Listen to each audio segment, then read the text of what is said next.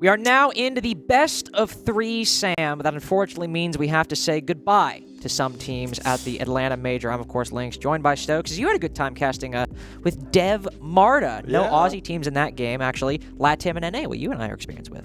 Yes, indeed. And going to be a pretty interesting one here for us because you and I are getting something out of Dev's box. We're going to be playing around with SANDBOX, of all things. So it's going to be a pretty good time over here to start things off in the lower bracket, Lynx. And also, just to be a little bit more excited, guys, we're done with best of 1s. We're back in the best of 3s for right now. And we're going to enjoy this for the rest of the day. So lock the hell in, folks. It's time to use the bathroom. Get that popcorn. Put the dog outside. Whatever you got to do, Lynx, just make sure you get it done in the next 4 minutes because these players, I've got it right here, they're joining fast. They are. So you better get on it. Those spots in the game sound like hotcakes. We're flying out the window. We're flying through this one. Of course, as we just mentioned, it is NIP versus SANDBOX. NIP, pretty crazy loss to GK, especially that just being an incredibly entertaining game. But this is a spot NIP are familiar with. I mean, they lost to 6 Karma back in Copenhagen and found themselves in the best of 3s early on. They ended up becoming top 8 at the event. So even though for NIP, maybe you're a little worried, it was still an 8-7 loss. You still look pretty good overall. And also, you got a great result at Copenhagen with this exact path. They're not super worried. Yeah, no, there's nothing to sweat yet, especially walking into a best of 3 up against SANDBOX. And I'm really curious to see what maps we're going to be going to because SANDBOX did not look confident earlier today on, I believe, Consulate. You can tell me if I'm wrong. Oregon, thank you. Yeah, and if we're not looking confident on Oregon, we're in rough shape, fellas. Exactly, thank you, because that's exactly the train of thought anybody's going to have when it comes to Siege. If you're not playing well on Oregon, you're probably not playing well anywhere, so. It's just, it's a rough go at it, and especially with NIP, even if we go back to Oregon, let's say, which is not out of the realm of possibility. I mean, Clubhouse, Oregon, 2 default maps, NIP are going to be more than happy to play there, and with SANDBOX, we talked about the maps, and Mandy and I brought this up in the Crest game. SANDBOX only played 4 maps inside of the South Korea League, and Korea is a region, but SANDBOX in particular, map pool has been one of the key concerns with SANDBOX throughout Stage 2, and Oregon, a map that, by their own stats, they are super comfortable on, still losing. I mean, with SANDBOX right here, and the map's coming up, we're really going back. No, they picked it. They picked it again. Dude, oh my. It has never been more over than it is right now, unfortunately, ladies and gentlemen. Yeah, and here's the thing, Carter and I will both eat our words. We will tweet at SANDBOX. We'll give them the biggest hug. I will buy them dinner if they turn this over. I will buy all of their jerseys. Yeah, but this map pool makes you really scratch your head when it comes down to the potentiality of SANDBOX making it through here and trying to get to SI, really. Yeah. Like, SANDBOX have played 1 map. They've played 1 map at the Atlanta Major. It was Oregon. They lost it. And so they pick it again? I mean, if you look on the side of NIP, they lost Bank 8-7. A game that, sure, both sides could have won it, but NIP very easily could have won. That was their first ban. They were like, we played this earlier. SANDBOX maybe had time to watch it, or we maybe just had our confidence shaken on it. We don't want to play it. We want to get it out of the way. SANDBOX on the complete opposite side, I really don't know, man. I really don't know about that one. It's hard, man. I can't blame you because, you try and make heads and tails of it, right? Especially to just try and level with the audience and, just be like, yeah, they have some semblance of a chance, but you also don't want to lie. That's the other key thing. And I mean, they do. I mean, SANDBOX are comfortable on Oregon. It is a map they do like. It's just technically. But you have Chalet first, which NIP, a team that, as we saw in Bank, is very slow to attack. Chalet is a much less complicated map, so a lot of NIP's problems that were a bigger issue on Bank won't be so on Chalet. Now, to be fair, let's say SANDBOX win Oregon, maybe Consulate's a bit better, right? Well, again, it's not really a map SANDBOX are big fans of, and it's a map that NIP beat FaZe on in Brazil, who ended up winning the Brazilian League. Yep. So it's not a map they are bad on by any stretch of the imagination. I can't read this pool, these 3 maps, as anything that drastically favor NIP. Yeah, and that's the big thing here is Consulate back in the day, its previous iteration, huge Brazil map, right? Brazil loved it so very much. And with it back in the pool, even in its new form, which is very, very different from what it once was, it still looks as though Brazil likes to favor this map. And when you're coming from a region that handles something like this so swimmingly, having that as your decider inside of your best of 3, especially getting to choose the damn side links. I mean, what more could you give NIP in an advantage? choosing the side, starting the defense, forcing SANDBOX, who are also a very slow team, but let's be honest, probably the players just aren't as good as players like Muzi, as Pino, really pound quickly, for pound. can we just point this out? I just want to walk through this best of 3 with you. Chalet is picked by Nip. SANDBOX picks defense. There's just like... And then SANDBOX picks Oregon, obviously, giving Nip the choice, and they're going to choose defense because that makes sense. That makes sense, Carter. The first one, not so much. This one, yes. Then we get to Consulate, and Nip does it again. They make the proper decision. They trend over towards defense. This is just every way that you look at this. It's like SANDBOX. They're just playing in the sand. Listen, there are plenty of times where we have games like this where it seems like it is so favored towards one team. Everything seems to be going some way. Then the other team wins, right? It's possible here. It's absolutely possible here. But the map choice, the side choice, the order the maps were picked in, it's like everything's just screaming at SANDBOX you. are screaming that we don't want to be here, and it's really brutal. And I really hope on Chalet, when we get to that map, because SANDBOX, make sure they're starting on the defense. Maybe they've got something cooked up. Chalet being a small map, if SANDBOX feel that if they get aggressive against NIP, start taking, aggressive gunfights while NIP are trying to take library control or solar stairs control, I think we could be good. You let players like Arukaze off the leash, maybe we're in good straits. But that's something we have to see yet. We just have to wait and see, and maybe that'll happen. Yeah, absolutely. Well, just there for a split second, folks, we almost had to toss you to a break. We're going to have you watch A-Stream for a little bit while we fix some things over on our end. But the people of Blast, and our production, everybody else, are so damn good at their jobs. They got it figured out in 30 seconds or less. And that's great service. And guess what, folks? We're coming into Chalet. Let's get it going, ladies and gentlemen. It's the start of best of 3s here on the B-Stream. And it's nothing but Chalet, Ninjas in Pyjamas, and SANDBOX. Let's get into it. Social prediction, you guys have Nip favored as well here, and that was before the map pool was public. Yeah. So, with that, you could probably add a couple extra 5 or 10% on top of that. We'll just have to see how the cookie crumbles. The bans are live. We've got Flores already off the board, and Carter, would you like to take us through the rest of this? I would like to take us through the rest of this. Flores off the board will make Azami a lot more impactful, so I'm interested to see if NIP decide to take her off the board, because she's also just really good on Chalet in general. Not surprised by the Ying ban either. It was banned in the previous matchup that NIP played in, so pretty standard for us so far. And what will NIP ban first? They saw the Flores ban. Do they decide to ban the Azami? Again, she was banned earlier on. Very smart follow-up by NIP not to let that powerful defensive operator stay on the board. And now SANDBOX. They get the final ban. Will it be Fenrir? No, it'll be Solus instead. We're just chilling. We're just chilling, all things considered. This is like the Chalet op ban phase. So in a map ban sequence that was anything but predictable or anything but favorable for SANDBOX, the ban phase, I genuinely think this is like the optimal operator ban phase for Chalet. Yeah, I can definitely agree with you. I think that Flores is definitely the auxiliary, right? You can switch him out for whatever offender you're really feeling. Personally, I'd say Dokkaebi kind of fits in that slot really well too. A couple of other things, but it's really going to be difficult to try and move away from that Flores ban, right? He's just so damn good at clearing out deployable shields and all of these other odds and ends that the defense really likes to use, specifically on the top floor. Well, yeah, Chalet is just a map that revolves so much around power positions, and if you want to talk about that top floor specifically, the 3 big ones, library, stairs, mezzanine, piano. 2 of those always have a deployable shield. 1 of those, mezzanine, sometimes you see a deployable shield, sometimes you don't. Those are all great opportunities for a Flores to use those Rotero drones, detonate those deployable shields, and make the attack have a lot more potential success when they start moving in the map. So, of course, without the Flores, but also on the side of SANDBOX, without any deployable shields on Master Bedroom and Office, NIP's task to clear out that, well, they actually do have 1 deployable shield, sorry, I misread that. So they do have 1, but still, there's plenty of explosive utility on the side of NIP to deal with that. Yes, indeed, especially with the fact that nowadays Gridlock has frag grenades, so she can easily dislodge those too. And we still have that Gone 6 more than likely in the back pocket of Khan's and potentially Wizard's hands as well. So this is just modern day Siege, isn't it, Link? There's so many different ways that you can try and solve these puzzles. As you said, the Gridlock frag grenades, of course, even in terms of soft destruction, you got the Super Shorty as well. I didn't know if they pulled that out from under her. I forgot. So did they take her Gone away? Is that what it was? It might have been that.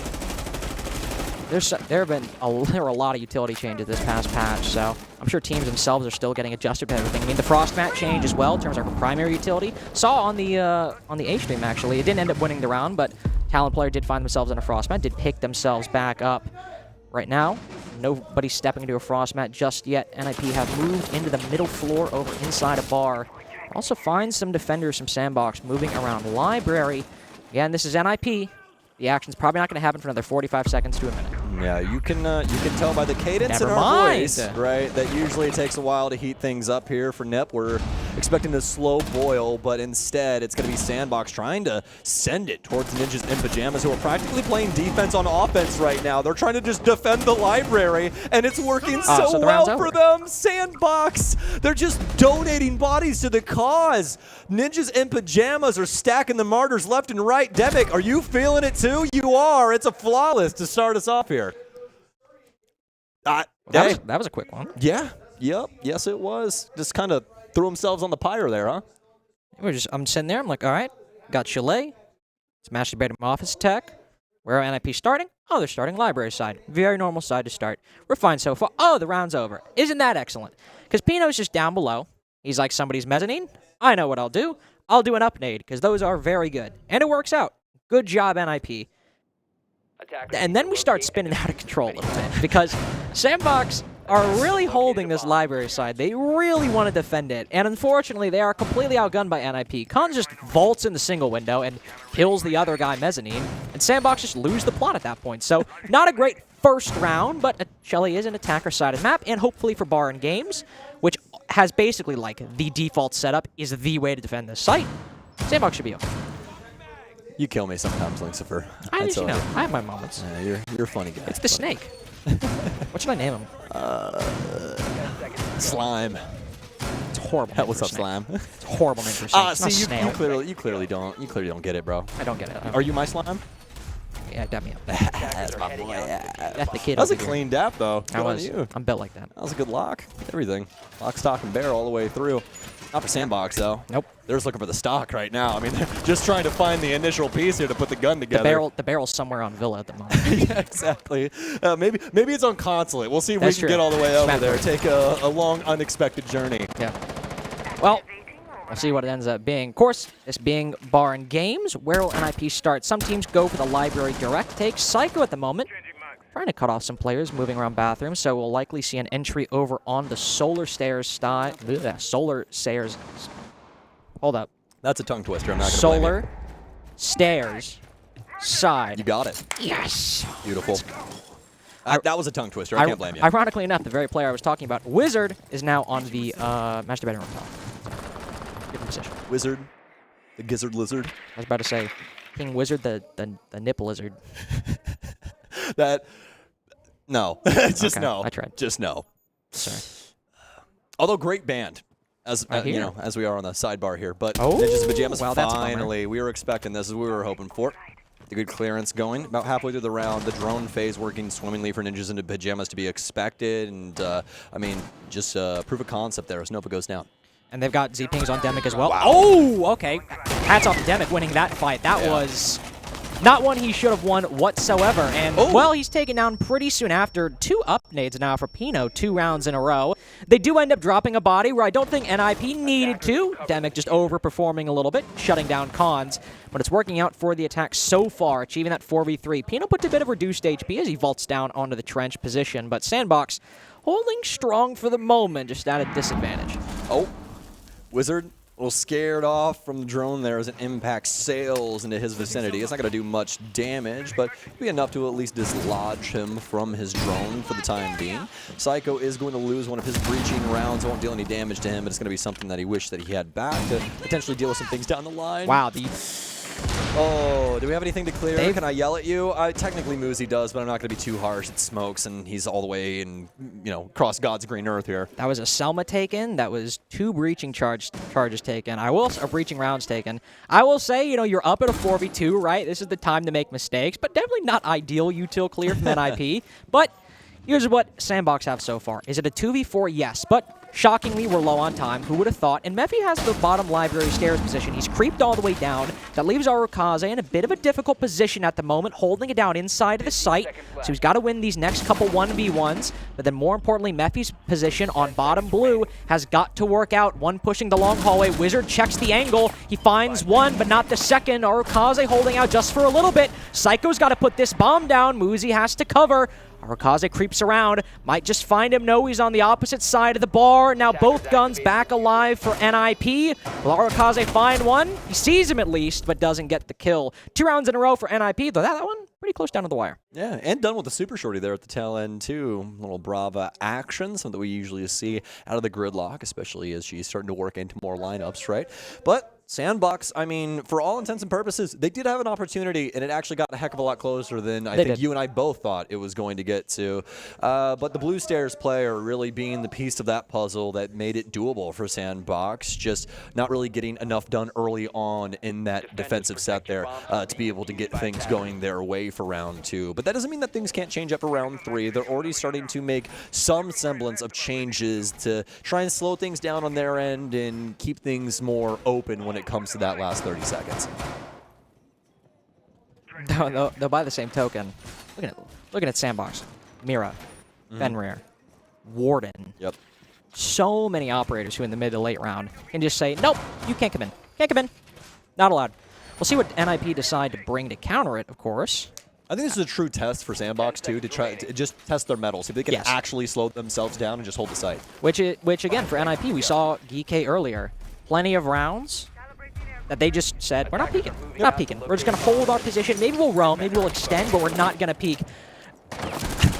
Oh!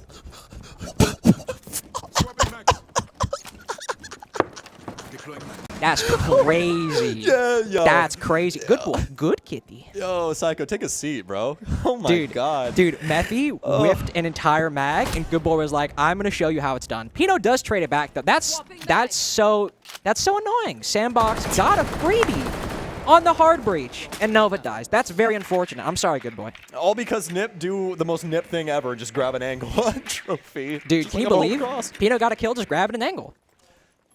I actually can believe that. I can believe it, too. I can indeed. Ninjas in Pyjamas are able to equalize off the back of a pretty odd opening there. That's the ace, to be fair. And yeah, it is. But the beauty of the situation for Nip is that they have thought about the situation, and it's a good thing they did, because they really need Cons for this now, as he is going to be the main hard breach and the sole hard breach of this team. Pretty focused on a wine-sided execute now, though. Just use both of those exothermics, which it seems like NIP probably were fine with doing anyway. Before, they'd probably dedicate one of those hard breaching to the snowmobile wall to have someone hold that angle and relieve some pressure. Now you maybe won't have that. You'll have to decide you want to open up that and the wine wall, or the wine wall and the wall at the bottom of West Main Stairs. You don't have the same freedom you did before now that you have lost Psycho, but with that Thatcher, at least with those EMPs, whatever wall you decide to get, more than accomplishable. Is that Nitro Cell out for Arukaze that he's kind of pre-placing there? Pino's going to be able to at least get one as he sails pretty close to the sun, but he'll be gifted instead of burned. Arukaze does have one of those Rotero drones or other Twitch drones around him. So many drones nowadays. Arukaze going to do his best to shut this down, but Pino's got the exact location that he wants to try and play this out from. He can get solid info, get rid of some of the more pivotal pieces of utility, and it's going to be up to SANDBOX to try and deliver on their promise. Mephi's going to be up first, but he's just scared about the situation, Lynx. You can tell he doesn't actually want to get that swing, and that's exactly what Cons is looking for. Cons is assertive, and that's what gets it done. Ninjas in Pyjamas, they're just waiting for an error. And I just really don't like that swing, man. Like if you're not confident in it, just don't go for it. No, and especially when you're holding blue, right? You know, now that they've opened the wine wall and the west main wall, you know what side it's coming from. They literally, you killed their, I mean, maybe they didn't see their hard breacher, right? But at that point, you know if a team opens both of those walls, they're attacking from that side. The execute is coming from that side. And I know it's a 3v4, right? You kind of have to overperform a little bit. So I get the pressure to make that swing. I get feeling like you need to, but actually going for it, just wide swinging a breach, I mean, there's a difference between maybe like scanning, all right, there's nobody at the trench door, nobody on the washing machine. No, he doesn't scan any of the angles. He just wide swings at the same pace, and it's so easy for Cons to pick up. Yeah. Yeah, I think the key thing is there, just to really drill this home on that moment there, is that I don't appreciate the mindset of doing things half-ass, right? Yeah. If you're going to do something, just do it, man. The worst case scenario is that you're going to lose the round, right? So just swing it with confidence and see what happens. But you could tell from the body language of how he was just playing that he did not actually want that moment, and that's just gifted over to Cons. Cons was in the perfect area to be able to capitalize not only on him, but the person trying to refrag from the pillar, which was practically right behind the player that's body was descending to the floor at the same time. It's the easiest 2K for Cons in the world. Yep. By the way, we did have a very brief tech pause. There were some mic issues. Then we got that solved. Now we're going into a attack timeout as SANDBOX going down 0-3 so far. I felt a little bit worried, and based off their play so far, I mean, like, I don't think the positions being held necessarily overall are bad, but SANDBOX definitely feel like they're playing scared. They feel like they are very nervous, not fully committed to the plays they're making, and even if they realize that they need to go for a swing like that, as we pointed out, they're timid. They're skittish. They're very scared about making that move. Best word. Little vocabulary piece there. I know, very skittish, seriously, because that's what they look like. It looks like they're just kind of spread very thin. I think that's the best way to put it, is that they're kind of just everywhere with their mindset right now, and they're not really dedicated to a game plan, and that is exactly what we wanted to see out of that last round, right? We talked about the operator lineup. We talked about how we wanted to see them kind of pull things back, play things off of sight with all this great utility, and for the most part, they did that, but when it mattered most, they were nowhere to be seen. And look at the kill feed right now on the side of SANDBOX. I mean, 3 rounds in, so the team overall is averaging more than 1 kill a round, but only 4 players have a kill. Nova, obviously, no kills, that's fine, but it's an even effort from SANDBOX, but everyone putting up very disappointing numbers so far, and what you need to be present in this series when it is elimination on the line. You might go home today. You might be booking your flights after just a few hours after this match. Yep. You need to be bringing the fight to NIP, and that doesn't mean, you know, taking aggressive swings or what, right? But that means playing the site, but taking smart gunfights against NIP. Trying to play successful siege. Yes. And that's a very difficult thing to do for some teams, especially when you get in a headspace like this, especially when you're going up against a team like Ninjas and Pyjamas. You and I casted the earlier game up against Geek, and the one thing that we noticed about Ninjas and Pyjamas, although things weren't exactly going their way, Muzi was having a hell of a game. And, well, looks like we're going to have somebody drop out here. We'll see what the admin call is on this situation, folks, and then we'll update you as to what is going on.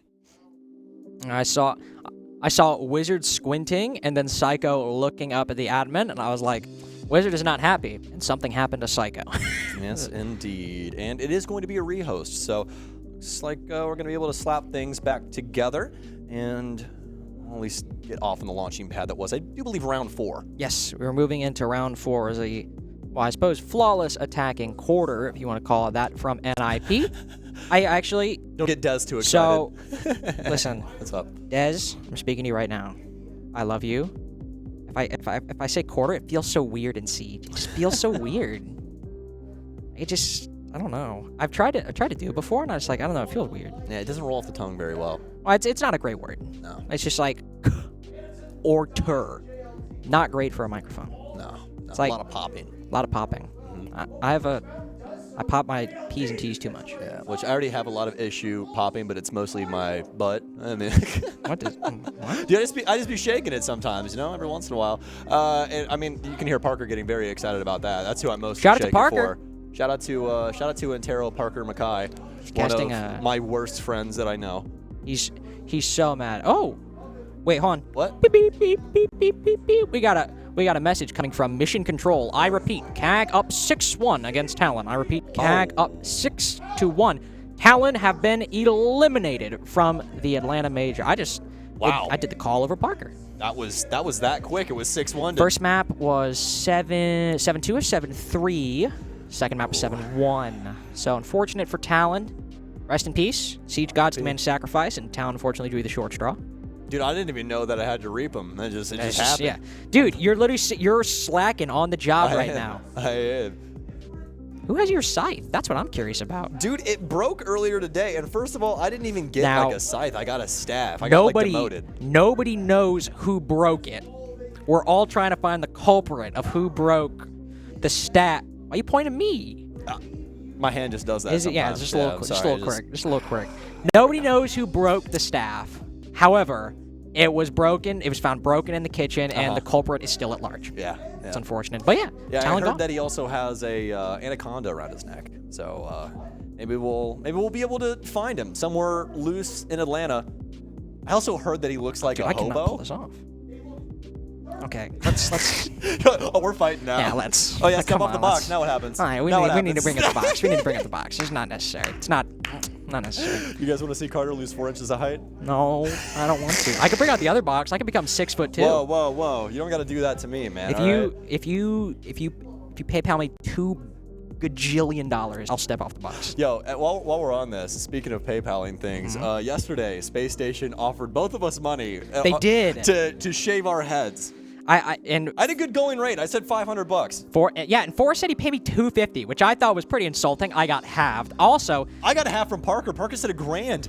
Well, I mean, there's a lot more hair. Yeah, it's a lot more hair. It's a lot more work. You know, there's a whole union fees, things like that. But yeah, also he's terrible bald, so they also probably need to pay him $1,000. It's not great. But speaking of SSG at Copenhagen, they said if we make main stage, you must shave your head. And for once in my life, if you know me, I do not gamble. I do not like betting. I'm a nervous person.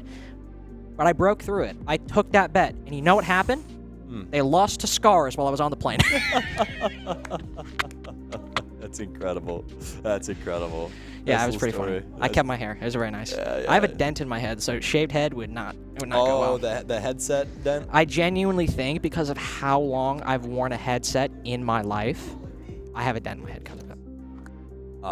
Yeah. Honestly, I've never had my hair short enough to know, but I'm going to assume since I've been playing video games since I was 3 and been using headsets since I got like the 3rd gen consoles, 360 and PlayStation. Yeah, it's probably up there. Those Turtle Beaches had to yelling at all those kids on Halo 3 and MW2, dude. I didn't have Turtle Beaches. You didn't have Turtle Beaches? I just used the default Xbox headset the entire time. Poverty-stricken, huh? That All right, sucks. that's just again, like first the box, now the socioeconomic situation of the world. I mean, brutal. Yeah, I mean, brutal for me. I mean, listen, man, it was the housing market had crashed. You know, we were hanging out at my grandma's house one day. It was Mother's Day, playing some Halo 3. My dad was like, "I really want Halo 3." And on Mother's Day, we went and picked up an Xbox 360. How old are you? That was my story. 26. I was born after Halo 1 came out. I literally want to die. Anyways, with that being said, folks, we're moments away from the match starting. And in fact, our spectator has already hit the start button. We're going to be jumping back in here soon, which means that Carter and I can stop talking about our own boring lives, which no one wants to hear about. I think my life's talking interesting. about some interesting stuff. Yeah, you're right. Yeah, you're right. No, it's not that interesting.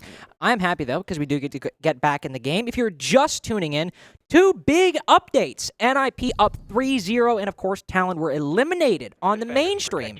CAG demolished them. Unfortunately, there are first-team Talon are to go home for the Copenhagen Major. And right now in this best of 3, Sam, we are deciding who the second unfortunate team to be eliminated as well. And right now, 3 rounds in, NIP okay so far, but, of course, 2 early. Yeah, SANDBOX are kind of throwing themselves down the chute right now. But we'll see. We'll see. They haven't hit the ground floor just yet. True. But, I mean, there is a lot of potential, and it's very worrisome. And we are not going to, undermine that at all. Because right now, with the tech break, with their own tactical timeout, this really is do or die for them, which is insane to even think about because we played 4 rounds in a best of 3. But welcome to it. This happens sometimes. Indeed, it does. Site in round 4 will be kitchen and dining. I think actually that's all 4 bomb sites played. First 4 rounds. Round 1 was office. Round 2 was bar. Round 3 was basement. Round 4 is kitchen. Yep. Ain't that swell? Thank you, SANDBOX. I appreciate that. I love it when teams show some flexibility like that. They haven't won a round so far, though, so hopefully this one will be a little bit better than the other ones were for SANDBOX. They, of course, had quite a long period of time to at least ruminate on their problems. They got a minute to talk about it because of the tactical timeout, but then a lot of tech pauses, and you can't talk during those. So yeah, then they had time to marinate. Yeah, just alone with your thoughts. And if you're SANDBOX, if the tactical timeout didn't work, you might just be ruminating in a lot of anxiety. Or if the tactical timeout did work, you have a renewed mindset. Yo, retweet on the first one, though. Let me tell you. Ruminated about stress. I would never. No. Ninjas in pajamas. To start opening things up and looking to repeat the success that we saw from that earlier round where we had a pretty awkward pick happen out the front end of the building where Good Boy was able to actually hit quite the lick. Ninjas in Pyjamas responded in kind, though, with able to get a nice shot over on the trophy side of things. Pick up a SANDBOX player, equalize things, and, well, the scoreline will tell you the rest of the story. Cons and everybody else inside the building now, and Ninjas in Pyjamas, especially for their pacing, this is very fast. They're going to blow open this top wall and try and transition this into Fireplace. This is the traditional way to take this site. Sometimes we'll see some players, maybe one or potentially two, go over the trophy side, trying to add that secondary dynamic and see if they can get some pressure on the back end of the defensive setup, but it doesn't have to be done. It's going to be a Nitro sellout. It's actually going to catch Cycle, but it won't kill him. It will not kill him. Still go. Oh, that's a little too close for comfort. Got to make sure the electricity does not get you, because Psycho's on low enough HP that if it were to activate, it might get him, but the EMPs land, thankfully, and now both walls NIP need to worry about on this bomb site are opened up. But it's taken 2 minutes and 5 seconds of the round to get there. Now, thankfully on Kitchen and Dining, you don't need to take control of the entire top floor. As you said, you might add somebody up there, add somebody in Trophy later on in the round, but most of your utility, your resources are focused over here. Cons unshields, takes down Good Boy right after Arakaza cut down Pino, and the HP pool is pretty equal on both of these teams. Psycho does get another, though. NIP advantage acquired, but it doesn't seem there are any players from the attack actually standing on this top floor at the moment, or at least in a position to watch these defenders, so Arakaza can push up, hold these angles to deny the Monty from getting the bomb down. This is a very winnable position for SANDBOX. Yeah, it really is. And there's no cover, really, for Cons right now. He knows he's got one over here inside the kitchen, but the hatch is open. Very minimal time, too. Little switch. Cons, what the hell was that? I've never even seen that in my life. He doesn't even ADS with the shield. He puts it on his damn back. Oh, my God. Nip, there's no way. Cons is going to get this case down inside of the kitchen. Muzi has the cross. Muzi's dead. The plant, it's successful. But, my God. What a moment there from Cons. I'm at a loss for words. My boy is praying to my left right now, folks. I don't even think Carter can utter a sentence right now after what we just witnessed. And the fact that Ninjas in Pyjamas passed that, Carter, they lost the damn round. What the hell is happening? I genuinely cannot believe Cons put his shield on his back, got put to 1 HP, and then turned around and hipfire killed him. What, did he hipfire kill him, or was it ADS? It was ADS, but still... Oh, the play doesn't matter then. That's fine. I mean, but still, to the credit of the play, he straight up pulled a Clash hurdle on a character that you don't even have to do it on. You just ADS and the shield is still in front of you! I like... What? Why? Why? That was incredible, though. I mean, like, that's play of the day for me right there. I didn't care they didn't win the round. I'm in the same boat. Yeah, I was just like, that round, SANDBOX, that was like, that was the Rainbow Six equivalent of simp throwing the up. Yeah. It's like, you didn't need to do that. You really didn't need to do that, but you did. You did. The only difference is that, well, Simple won the round with this play. Yeah, so. yeah, he did. He did that, shout out to Simple. Hopefully he's enjoying his break. So. Yeah. But now, SANDBOX do get their first round on the board. It came from a very, very lopsided back and forth round, but they get their first. Kitchen and Dining works out. Now's the time to take some of the lessons from the tactical timeout and apply them retroactively, or not retroactively, but to bomb sites you have already played. As every other bomb site on the map has not gone their way except Kitchen and Dining. Right now, the hold seems pretty similar. You got someone up by mezzanine, you got someone around the library stairs, so maybe the operators are a little different, but the positions being held by SANDBOX are pretty much about the same as they were before. And NIP, thankfully, will realize that, all right, in terms of positioning, we know at this point what to expect. Pino's already literally in the same spot. Yep. I mean, as to be expected, whenever you watch Nip, you're going to see, it's almost like watching VP or, old Empire. It's one of those things where you just kind of see a very similar playstyle, especially in the offensive sets, and little changes that make massive impact. That's what I've noticed about Nip across time. Maybe it'll be some operator change, or maybe just somebody else clearing some other portion of the map in a different way, but either way, it's successful. And, I mean, genuinely asking you, how and why? Why? I don't know how Pino got the first kill. The follow-up from the smoke there was so awkward, too, from Mephi. Yeah, I know how Pino got Mephi. That we're all good on. Ah, Good Boy was flanking up fireplace stairs. Thank you, Shout out to Observer, for pointing that out. So Pino just looks to his right. He's like, oh, there's a dude flanking there. Turns to his left. There's a smoke pushing as well. Nova also went down in the process, the player playing on Mezzanine. So not only are SANDBOX staring down the barrel of a 2v4, they've also entirely lost control of the library and Mezzanine position. And NIP, say what you will about their playstyle, they know how to reset. They know how to say, all right, let's back off, take our foot off the gas, and get everything we need before we go for this execute. So if there was any team right now best position to win this 4v2, it's probably NIP. Though right as I say that, down goes Wizard. It was a nice find there from Demic. But here's the problem, Nip have so much time. It's 55 seconds, and that even then, we've been in this spot for like 40. Yeah, and that's the thing. They're so far ahead of where they usually are, right? There's 3 people dead. It's down to 2. Ninjas and Pyjamas love positions like this, and this is when things get really scary. So Arakaze, you can tell that they're just trying to get anything done, trying to get ahead of Ninjas in Pyjamas. But again, we go back to their very methodical, very thought-out gameplay. Dude, he's so and good at Demic, these. oh my. This moment right here on Ego Balcony is going to mean so very much to the overarching story of not only this round, but the potentiality of Chalet. Demic, do you have what it takes to get it done? Such very low HP, even a pellet out of the skeleton key gets him. He's going to swing into Psycho, and they're going to play it down to the wire again. They just don't move, Lynx. They do not move, man. They don't. Just statues. All they did, all the action they really did, and when I'm talking action, I'm not talking like droning or things like that. I'm talking like physical movement, physical usage of primary and or secondary utility. The only thing that happened, well, 2 things happened. Pino used a nade that put Demic to 1 HP. They used a Selma charge to open the wall.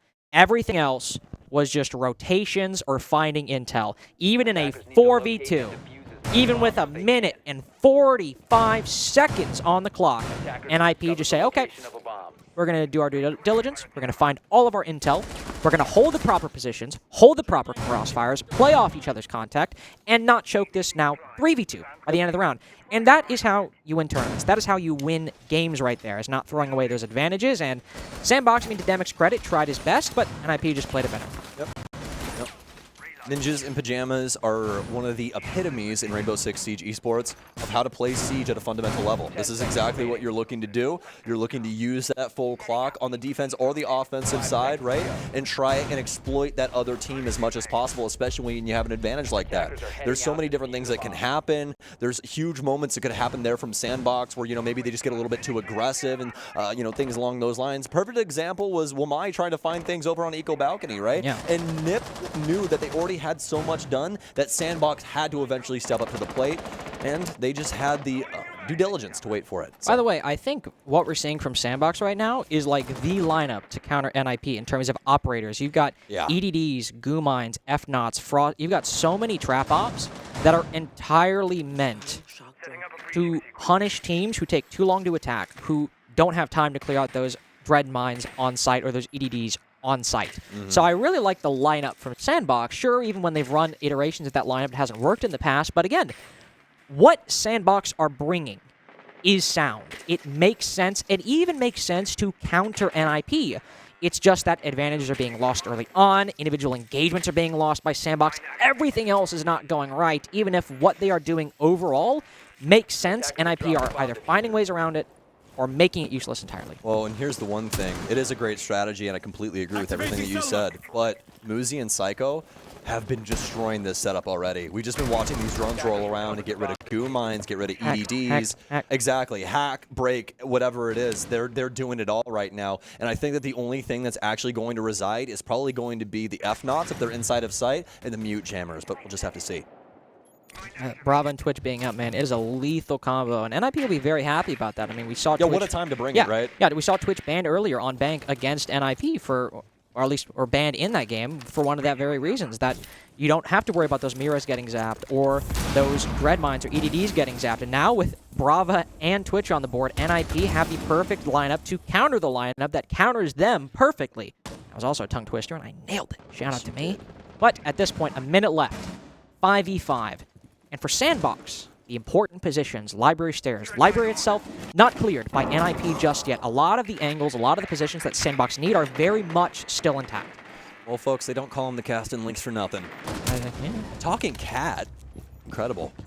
Good Boy's going to be able to take down Psycho. Speaking of cats, that beautiful player card that they all run for the SB boys. Wizards going to be able to refrag onto Good Boy, though. 30 seconds remaining, and this is where things get very dangerous for the exact reasons that you're talking about. Moosey's going to hop into a Frost Trap on the top floor, but welcome to modern day C. She's been updated, and you can now break those off, but Moosey's now going to be a singular bullet away from death. Wizards is going to take down Nova. It's up to Demic and Mephi, and they have to try and hold them at the gates for 15 seconds so that they cannot find a place to put this case. Demic will be the first one to strike, but Mephi will go down in kind. Demic does have an opportunity, but they have the full breadth of games under their belt, as well as Bar's stock. It's going to be really difficult for him to try and work this out. He did have a Nitro Cell too, but there's really nowhere for him to try and pitch that in, especially with that angle being played from Ninjas in Pyjamas. Once again, just showcasing how important managing that clock is. And also showing that even if you're low on the clock, if you just have people who can hit their shots, who can make sense of the chaos in front of you, or supply them with the intel to make sense of it, they can get the job done. Because, I mean, 15 seconds left, you see plenty of teams get kind of caught up in that. It gets really chaotic, ends up in a 1v1 that just barely goes one way. But for NIP, they were winning every single one of those fights. Cons walks down library, gets a kill. Somebody walks up the long hallway, gets another kill. NIP are just able to win those fights so consistently. And even on Bank, they were able to do it a decent amount of the time, even if sometimes it didn't go their way. That was still one of the strengths that they had on Bank earlier against Geeky, was the ability to win 50-50 engagements, even if Geeky were able to punish them a lot more than SANDBOX were able to on this defensive half that we just saw in Chalet. And now going to the attack, NIP so close to a regulation win. Yeah, and you know, I really think that just goes to show, and it really stands as a testament as to what Geeky was able to pull off, right? Because Ninjas in Pyjamas, their specialty, Carter, what I always look at this kind of setup like, is a very slow coil around the site and around the map, right? They slowly constrict things down. I know you have the snake on, which just makes it hilarious. Snake. Yes, you did. But yeah, no, just like an anaconda, man, they're constantly constricting things, but nice and slow. They don't want the victim to freak out too much, but right when it matters most, that's when they got the death blow, and it constantly works for them. We saw it work up against Geeky sometimes too, but just right now, it's on full display. And remember, folks, this is NIP's map pick, so in terms of the theory, NIP should win this one, and SANDBOX should win their next one. So I'm still so blown away that SANDBOX picked defense to start off Chalet. I'm still blown away that they picked Oregon. Yeah, yep, man. We'll just have to hope that that pick ages far better than we think it will, but still time to come back on Chalet. Still time to come back in this series. SANDBOX, of course, now moving to the attacking side. Do have the Brava and the Twitch available, as you and I talked about. And given the fact that there's F-Knots on the board, you will want to bring that Brava to hack as many of those as you can, alongside just the default cams to act as... Ooh. Pretty it's lights. Okay. It's okay. All happens. That's why you got 3. Indeed. We can clear all those out. Nice. Very well done indeed. The going 6 out 2 to be able to break that down. Capital. Solid utility nowadays. He always did have great utility. That going 6 just adds that extra sprinkle on top to allow him to break up some of these harder points of contact that the defense can build up against the opponent. It's going to make it to where Moosey has to worry a little bit more about him crossing over into the Master Closet. Psycho looking to try and deliver things over on the Solarium side. Oh no, Mephi, he swings in. Is anybody aware of this situation at all? They are. Wow. It's going to be a huge dub for Nip. You've got to be kidding. They're going to take out practically everybody, all in that happenstance. Legitimately, I didn't even think there was that many SANDBOX bodies in the way to get. I didn't think there were either. Like, I'm going to keep it real. I saw the Finka inside. I was like, all right, 5v4. Oh, 5v2? Okay, and not only were all those bodies inside of the building, I mean, it was like 3 defenders from NIP running in front of bedroom window where SANDBOX were holding, solar window where SANDBOX were holding, solar stairs where SANDBOX were holding, and nobody was able to get a kill. They were able to do some damage. Moosey lost some HP, but nobody died. No trades whatsoever. SANDBOX had all the angles they needed, and it's somehow a 2v5. Yeah. I think we're really entering. I think we're entering that Nip has broken SANDBOX territory. Oh. I'm going to break you on my wheel. I'm going to break you on my wheel. I was quoting Rocky. Yeah? I don't know what you were quoting. I don't know. Okay. Something. Sometimes I just make it up. That's and a I just cute lie. squirrel. I eat hot chip and I should make sure my snake doesn't get near it. Yeah, probably so. That wasn't so. It was not a great round. No, it wasn't. It was. And I love how you're just like, playing with the snake because you just really don't. And I don't know either what to say about this because it's like, you know, what we were just referencing. I know we were kind of joking, but truthfully, Ninjas in Pyjamas has tortured SANDBOX, like to a point where SANDBOX is just in pure freefall. It's everything SANDBOX had in that round was like, I mean, maybe there were some issues, but specifically the angles they were holding, they had everyone in the right positions. The util clear, the master bedroom window was solid, allowed them to open that console, barricade it, caught up anybody rotating through the piano. I'm so terrified for Oregon. I'm sorry. Like I forgot and then I remembered again. It's just that's a whole other can of worms when we get there. But everything SANDBOX did was fine. They had someone master bedroom windows, someone solar windows, someone solar stairs to trade out the Finka, and just 5 seconds left. Nobody traded. Yeah, I genuinely don't know how. The biggest criminal activity was, I believe, Pino or no, Muzi getting across from the master closet he ran over in front to of the fireplace, and the guy sends like 10 shots and nicks him once. Yeah, he sends like 10 shots. He runs in front of 2 windows, and then he somehow kills the Finka. Just like I'd be losing my mind if I were that Finka. I was like, "What are you guys watching?" Yeah, no, legitimately, and that's not even like a joke. It is legitimately like, guys, that is a shot that you need to hit. It's not like, oh, well, it could have been nice. And that's critical. And especially because, and now to be fair, this is a little bit of a problem with Capital because you pull out the crossbow, you shoot your bolt, then you got to put it away to pull your gun back out. So it's a little awkward, but they put the firebolts in that hallway. We're just going to be talking about this round this entire time. They put the firebolts in that hallway. He was waiting for it. He was waiting for that rotation, and he missed it. Either way, that round's done. We could talk about that for a long time, but now SANDBOX, 5 rounds necessary to come back and bring this to overtime. Wizard, nice pickup on the Twitch drone. It is a dining defense at the moment for NIP. Not holding library, fully focused on the master bedroom and the office positions. I think 4 defenders upstairs. Well, we've got the Monty in too, but how's Mephi going to play around it? He's kind of... Guys. Carter. They did not team kill. Carter. Nova is still alive. Oh, I want you to know, this headset would have been chucked. He is still alive. I can't, man. I can't right now. He's These guys are stressing me the hell out. Drone's out here for Nova. Nothing really on the bottom of that, so don't have to worry too hard. Walk his way up to the breach that they made here. It's going to be Wizard on the other end of things, trying to clear out things with the stuns too. They don't have any frag grenades though, so not going to be able to dislodge him in that regard. Also, obviously no Capital either. Nova's going to go down. A nice find there from Wizard is he's going to hit it on the transition. Mephi will be able to take out one. It's a 3 versus 2 in favor of the defense, and the case is all the way down inside of office currently. Mephi's going to work his way around piano. If they do end up losing this round, this is going to be a 7-1, and we'll be heading towards Oregon. 3-1 now. It's all left up to Demic. He at least knows where 1 is, potentially on the rotation. Do remember, it's actually a downstairs bomb site.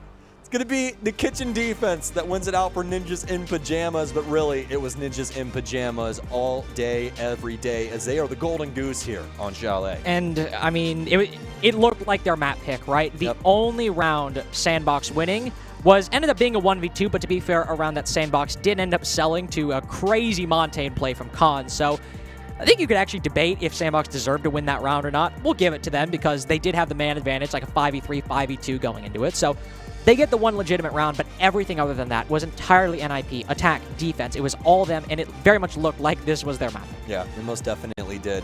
And, you know, earlier on inside of the map, SANDBOX seemed to have some different ideas, some different ways that they wanted to try and go about things, but about round 3, everything just devolved into pure madness. And then, well, I mean, by the end of that half, that's when you and I were like, yeah, they basically tortured them. There's nothing really that they can do mentally to try and get out of this. But they do have Oregon still on the docket, which I'll let the face speak for itself, folks. Well, here, let's just say this. We've got Oregon coming up next. You'll want to take a break because if Oregon is like how it was for SANDBOX earlier, this one's going to be a doozy. So don't go anywhere. We'll be right back.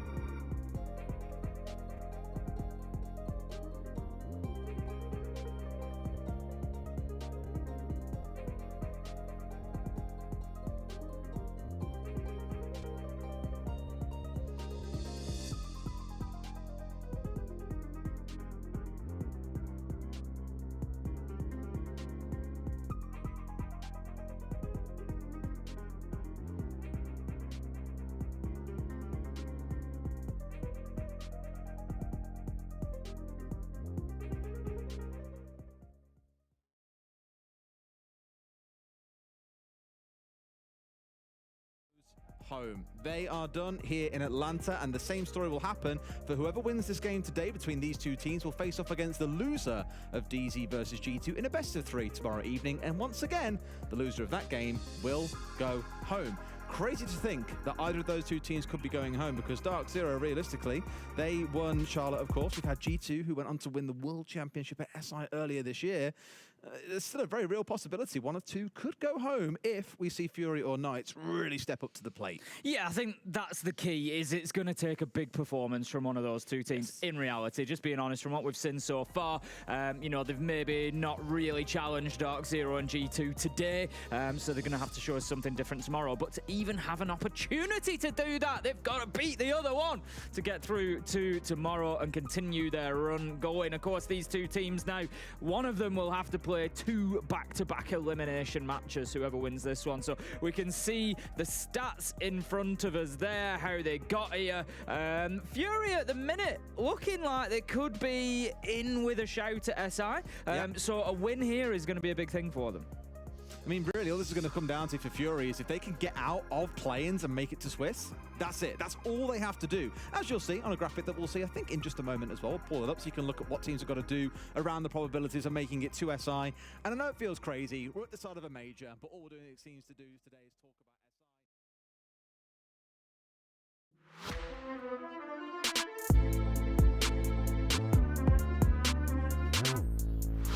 Hello, everybody. We are back with map number 2 of NIP versus SANDBOX. If you're wondering why we are a little reserved, we're a little calmer than maybe we were for, say, Geeky NIP earlier. We are right before what we have talked ad nauseum already. What is a very questionable map selection from SANDBOX, and it comes after a dominant loss on Chalet. It's a good thing I'm wearing black. It is a good thing you're dressed up as the literal Grim Reaper. Yeah, because I think we're attending a funeral here. Yes. Yeah, I might be on the job for this one, and not exactly one that I enjoy doing either. SANDBOX Gaming, very close to my heart when it comes to the South Korea League and just the history of Rainbow Six Siege especially. And yeah, I mean, here's the tail of the tape, the match summary here between these two, rather, as we now actually have a bracket that is tail of the tape, or rather display. But either way, Muzi and Khan's really the outliers here. I mean, across the board, Nip obviously playing well, but those two making the most out of this situation. Yeah, Khan's especially was, in a lot of those late round pushes, was really doing well on the Ace, on the Monty. He was on you know, soft / hard support for the majority of it. So very cool. Ace is kind of he's not really a hard support. Yeah, that's why I always put him in that soft support kind of area, because he does facilitate the hard breach role. Yeah. But the AK-12 makes it to where you can just frag with the best of them. So. And you just throw like all your summons at the beginning of the round, and it's like, all right, I can go shoot people now. Super cool. But this is what we talked about earlier. If you are just now tuning in, which by the way, hello. Right now we have NIP SANDBOX going on the other stream. We have Fury versus Knights as the other elimination game. But what's going on right now? Well, so SANDBOX have played 2 maps. They've played 2 maps in Atlanta so far. They've lost both. One of them was Oregon, and it was the first map they played and lost of the entire tournament. They have now picked it against the former world champions and top 8 Copenhagen team NIP to stay in Atlanta on. Yeah, and just to build on that from that earlier map, right, they ended up losing that to a LCQ Japanese team. Yes, now to be fair, an LCQ Japanese team that is on the come-up recently, and as Mandy has pointed out quite a few times, is actually probably rated or objectively a lot higher than their LCQ rating might say, so that is a little bit of an asterisk there, that Crest might not be just, you know, some random Japanese team, right? They might have a pretty good playstyle, and watching them they do, but this is still like, again, bring back to the ban phase. NIP lost Bank to start the day. It is their first ban map. They did not ban anything else first. They said, we do not want to play Bank again, and they only lost it by 1 round. They lost it 8-7 to GK. SANDBOX lost Oregon 7-4. It is the map they pick. Yeah. Not the decider, not the last map. It is the map they pick. And I think that that's the thing that really does it in for me, is when you are doing your picks and bans, right, you really have to consider what you're doing for your pick, because with certain maps, Oregon being one of them, what happens, Lynx? You give that team whatever side they want, and 9 times out of 10, they're going defense, and there is a really big opportunity here, folks, that Nip completely close this out in the first half of Oregon, and there's nothing that SANDBOX can really do about it. And if you look at their performance in the South Korea League, this Oregon pick is representative of what we saw there, which is a team that only ended up needing to play 4 maps. And to be fair, they were unequivocally, the second best team in South Korea, winning a lot of their series dominantly until they ended up fighting D+, and they lost 1-2. So this isn't, this is definitely the top 2 team in South Korea, but a team that only ended up playing 4 maps. And if they feel they are so restricted on options that they need to go back to Oregon, it just shows that those 4 maps, maybe they are the 4 best maps in their pool, but they may be the only 4 maps they're really comfortable on, that they're confident on, and that it's indicative of an overall small map pool, and that's not going to get you far in tournaments, especially if you're playing a best of 3 against a team with NIP who's had like the same coach, the same staff, the same system for years now. Thank you. I'm so happy you said that, because I didn't really want to rub salt in the wounds, but like it's so very true, and sometimes you have to talk about these hard truths. SANDBOX as a team, as a core, have been together for so unbelievably long, but every time they come to an event, Carter, I just sit here and I look at them, I'm like, it feels like this team got together 2 months ago. They are just fundamentally playing incorrectly. And it makes it to where they really just can't hold a candle to the light of these teams like Ninjas and Pyjamas, teams like SSG, that are so diligent about making sure that they dot their I's and cross their T's. SANDBOX kind of tries to pave over a couple of these different things, whether it be through their own, means or like their own gunplay, but this is usually the result that we get at international stages, and it definitely does make me pretty sad. Now, to be fair, hard truths do cut both ways. They do. So there are some things to talk about for SANDBOX that they might have a shot in this, okay? Oregon, at the end of the day, is it a map they lost earlier? Yes, but it's a comfort pick, right? Yes. It's not like they're going to 2 maps in a row that they aren't confident on. Oregon is still a map that, all right, it feels like home to them. Maybe they lost it, but sometimes bad things happen in your house, but it's still your home. It's still where you lay your head at night. So they pick Oregon. They're still on comfortable ground. Also, do NIP start on the defense? Yes. But if SANDBOX are able to hit the ground running and just snatch a couple rounds away on the attack early on and get maybe a 2-4 half going into their defenses, it's a very winnable situation for SANDBOX if they can then land those defensive wins. So there's a sequence here. Is it an easy one-step solution? No, not at all. But there is a process by which SANDBOX can win this game. Is the community confident on it? No. Yeah, but as you said, I mean, all great games, including chess games, dude, you can get some pretty wild endings. It just seems like we're going to have to get into some theory crafting here for SANDBOX, and I'm definitely excited for it. Ninjas and Pyjamas is going to be starting off on the defensive side here on Oregon, like we were referencing earlier.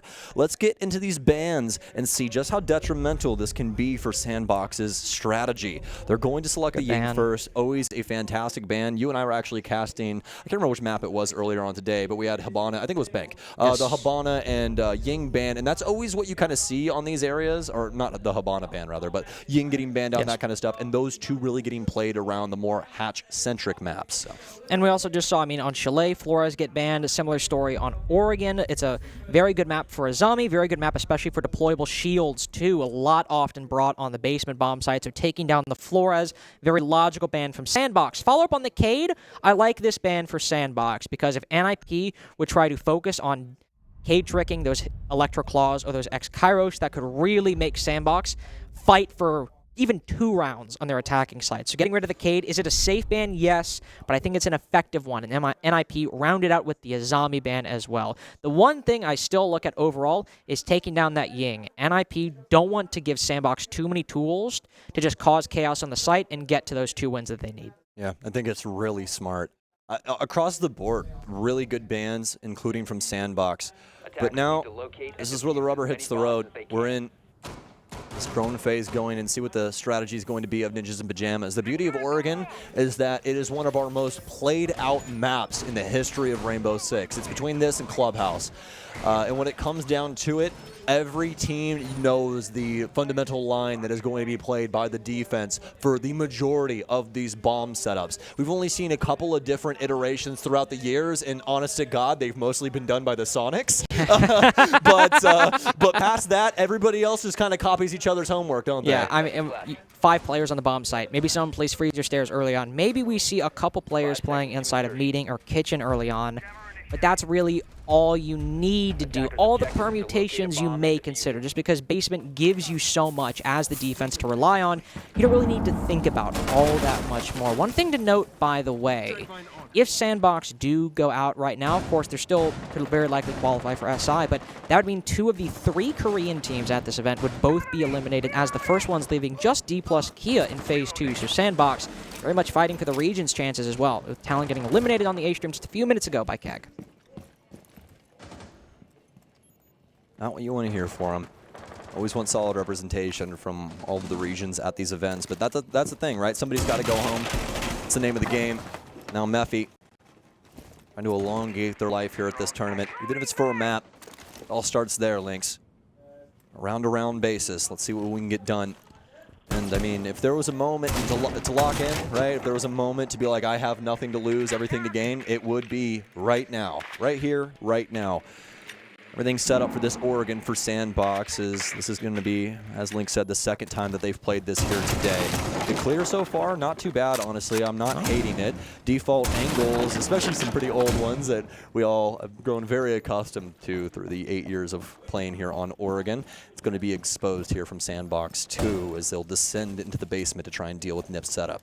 Yeah, the main concern with Nip's setup that we saw was the presence of the Mute and the Mozzie on the board, because there was no one playing on that top floor, but there was a lot of intel denial up there.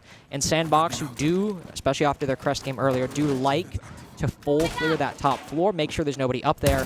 Presence of Mute Jammers or Mozzie pests around that area could potentially make the attack take a lot longer. And to be fair, did it take too long? Maybe not, but we're definitely not long on time right now. Minute 15 seconds is when SANDBOX are opening up those hatches, and there's still a lot of work to be done to clear out the long haul position, clear out the washing machine, basically everything that you'd expect on basement. Yeah. The good news is that they still have a minute. The bad news Bears thing is that Mute Jammers are on the way and people are manning a lot of these too. Hot areas for foot traffic. Good boy. He got caught on the stairwell there, constantly making a sound cues. He's just falling over and over again, so they more than likely know he's around the way. Such minimal time. This is just getting more and more worrisome. This should be cleaned up by the Mute. Very well done by Pino. And again, pure decadence from Ninjas in Pyjamas when it comes to it. They are so very good at just keeping these mainline strats and shutting things down. Flash is going on in. SANDBOX looking to land their execute. Oh, both the nades don't clear out Pino around the corner. Thankfully, Arakaze is able to finish that one off. 4v5. Uh-oh. So they go on. Oh, man. Cons with the heater. Arced over the table. A triple kill through the smoke. Mephi does find one, but it all crumbles to pieces for SANDBOX. Wow. And rough, too, because with that first pick in the smoke, that looked like a clean execute. Then a C4 lands, and it's all ashes in your hands. Yeah, Cons blew up the whole quadrant. Moving like Oppenheimer here. That Nitro cell singing true on 2 people, and then just to add insult to injury, man, the Vector through the smoke? Yeah, Come on. Why are you cheesing, huh? Why are you cheesing so hard? That was the Vector through the smoke, man. Like, okay.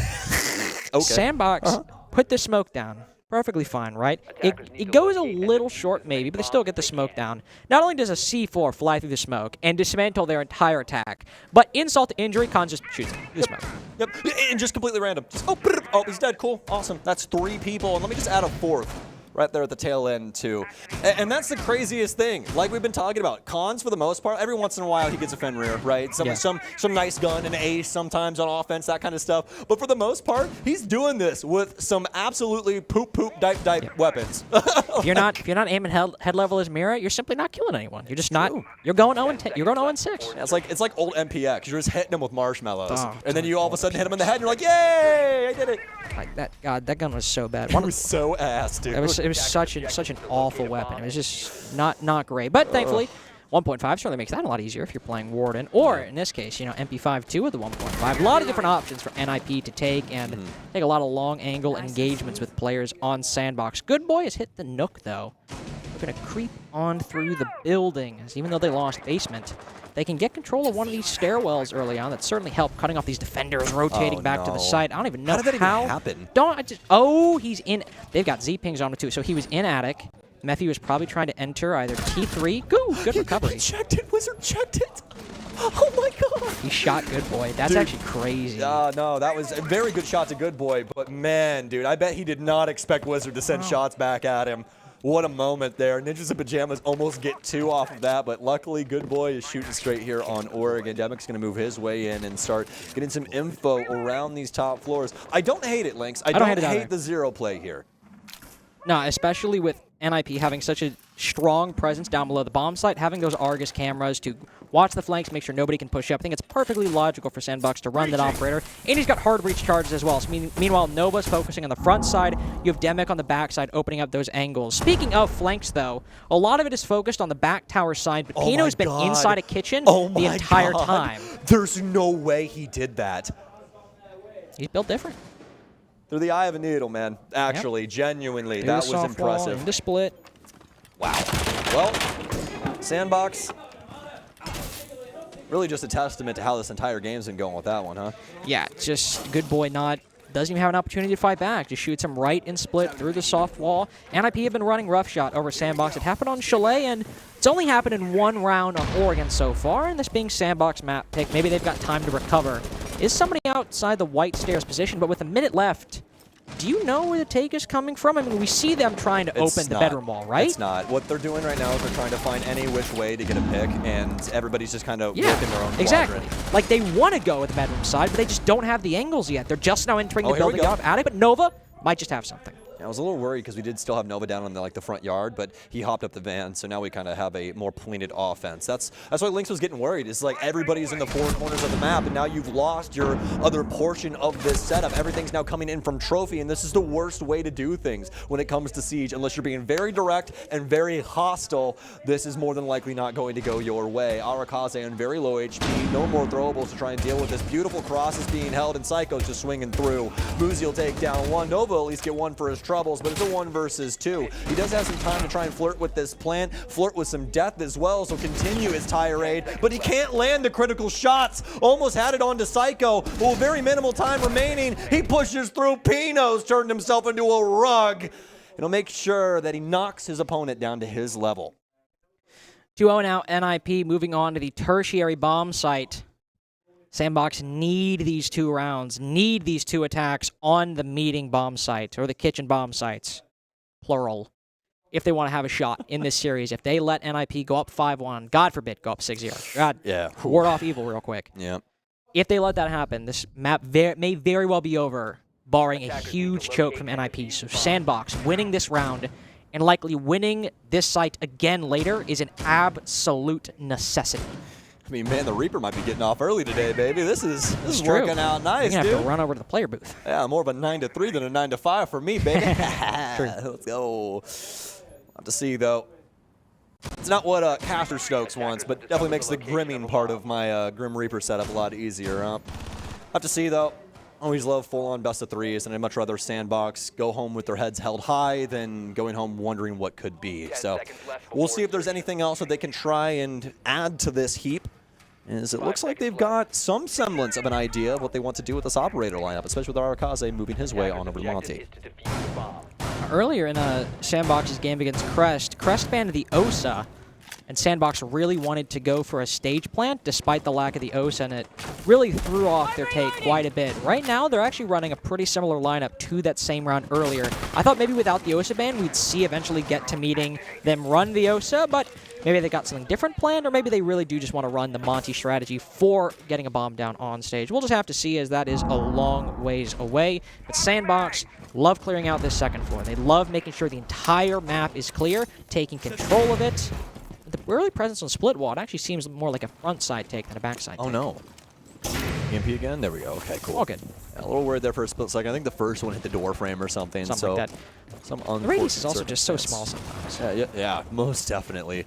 I've had quite a few issues with the impacts throughout time, and it's mostly the electroclaws. That is what makes it super difficult, especially on things like Clubhouse, right, where you can put it behind different walls and all that kind of stuff. Villa had that as well there for a while, too. So either way, though, Ninjas in Pyjamas have done a bang-up job of holding on to this strategy, especially for Cons. I love how aggressive he's playing around here. They have the Razor Bloom up top with the Mute Jammer, making it to where info can't try and pour in from there. So it's going to allow Collins to live for quite some time. He's also worried about down low, but he's got some barbed wire there to cover. And this is really just to be a thorn in the side of SANDBOX. This is more than likely some homework that NIP did. They know that they really favor this side when it comes down to it. And a lot of teams do, because when it comes to that split attack, you really want some pressure on the defense to either A, get a big kill and kind of open things up, or B, pressure them back and allow you to get that quick plant. But not really in the cards for SANDBOX, especially because a lot of the goods have already been given up.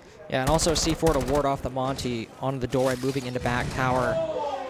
Almost a minute left, or at least a minute 10 right now. Cons just walks up, catches Mephi breakdancing on the pillar right there.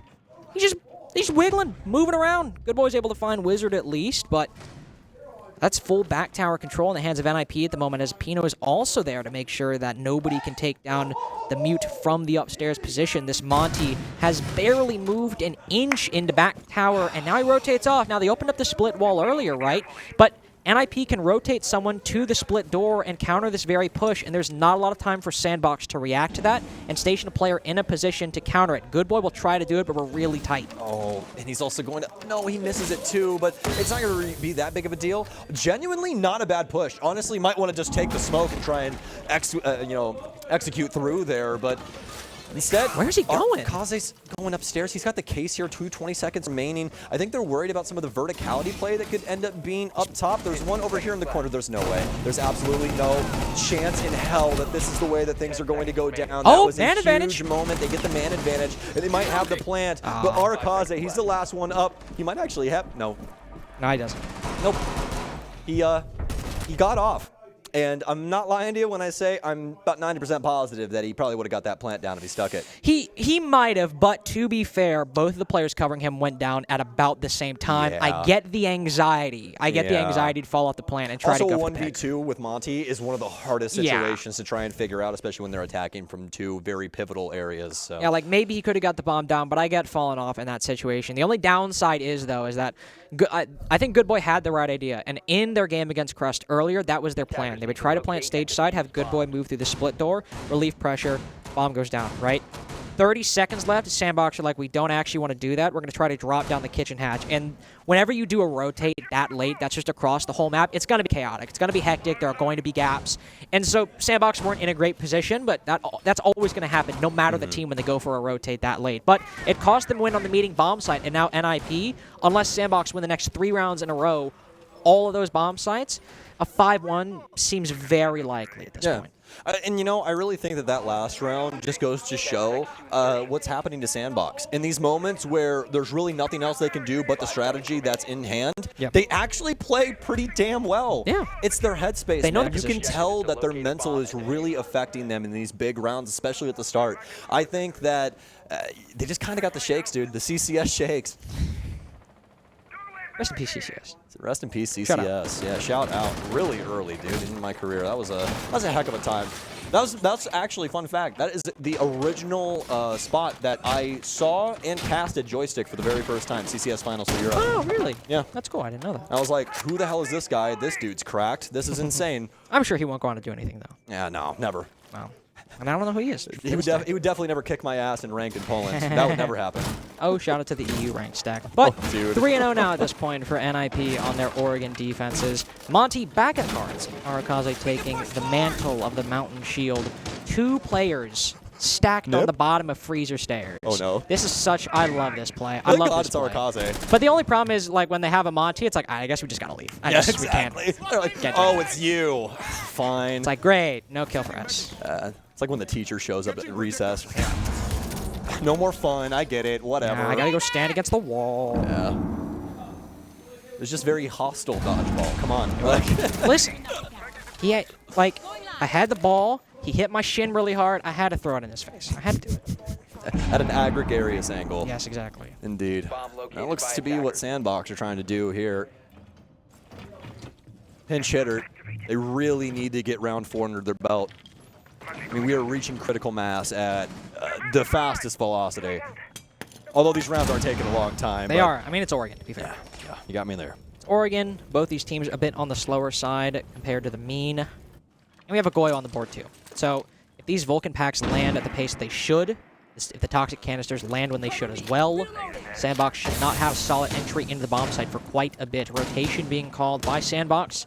Moving over to the backside and Laundry at the moment, but just desperately probing at the moment for any sort of opening. The utility all landing for NIP, though Khan's giving up those smokes very early, so if they are able to drain all of this utility on the freezer side, including that C4 from Hino, will it be low on time? Yes.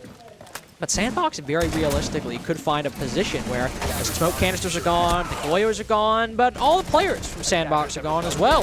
Monty quickly the only one with a gun up alongside Demic. Arukaze does find one. Uzi cut down, but very easily finished off by Khans. Definitely the MVP for NIP in this series so far. So many big plays, so many big moments, and the real closer for NIP. I think Khans today has been the guy that's really been standing out for me the most on this team, past Muzi. Definitely. Those two are a dynamic duo right now, and the cool thing is that they're so useful in such different ways. Khans is more methodical, much more patient, plays off of his team very well, and Muzi is that, you know, caged animal that you just want to release on a squad and let him decimate an entire team in the opening moments. You put him in a spot, usually good for one. Yep, and that's what you love, especially for your fraggers. If your fragger at a very bare minimum level can go for a one-on-one, or rather one-to-one, that is exactly what you want out of those players. This is going to proc a tactical timeout, and I mean, why the hell wouldn't it? It's 4-0 right now. Yeah, it's 4-0, and you need those 2 rounds to have a chance in this match. This game, or this half, needs to be 4-2 minimum for SANDBOX if they want any chance whatsoever at even a dream of Consulate, even a dream of Map 3 in Day 2 at the Atlanta Major. So I think it's good timing from SANDBOX to understand the situation they're in, try to correct course. Basement has now been won twice by NIP as well. They'll go back to dorms where they're in danger, the SANDBOX are, of the exact same thing happening. This site in particular as well. It seemed to be a minute left, and SANDBOX wanted to go for a master bedroom and trophy take. We knew that. That's the positions they opened and what they wanted to do, but players were all over the place. One guy in attic, somebody outside the building, and it was all very late, very hectic for SANDBOX. And while, the execute was fine, the coordination, the execution of it wasn't great. And that's another thing that we see for SANDBOX try to do, and NIP will just easily take that. Yep. Yep. A little discombobulated on certain things, some wires crossed that they're most definitely not going to be able to fix in the moment, right? Just kind of have to do your thing and hope that there's something that can be accomplished here on this map, something to be had. But as we know, things have definitely been the struggle bus for SANDBOX so far. And I mean, really, inside of Oregon, standing a testament to what you said. This is not a map that you'd really expect for them to go to, given what happened earlier on with the 7-4. Yeah. But they immediately go back to the same well and hope the water's good. And not exactly the case. Maybe somebody purified it in the intervening hours, but so far, definitely not great at the moment. Mephi is creeping up the armory stairs at the moment. That wall full reinforced. No head holes right there. Oh, Mephi. This is perfect. He does see the guy reinforcing. That's 1 kill going the way of SANDBOX, but Mephi alone in the bomb site. Is Nip going to react? There's another player inside of dorms. Mephi, check it. Oh, he doesn't check the corner. Why? Collins was looking towards the big window as well. That could have been an easy pickup had he just pushed a little further. And what does he get for it?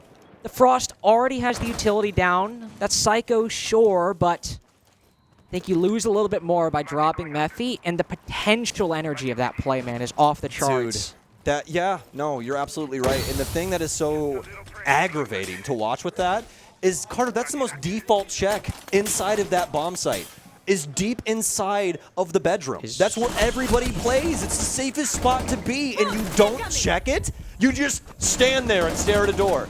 Anyways. There we go. I digress. Good boy. We'll at least be able to keep things on SANDBOX's side. Nova's going to add to this pile. So SANDBOX, the tactical timeout working so far. Mephi more than likely lighting a fire under them with that initial frag, and it's actually going to be SANDBOX that seals the deal. But damn it, man, do I not want to see that again. Yeah, Mephi able to at least get the first pick on that Nook play. Could have been a lot more, but now that SANDBOX have won the round, not as, not going to look on it too harshly at this point because they were still able to recover.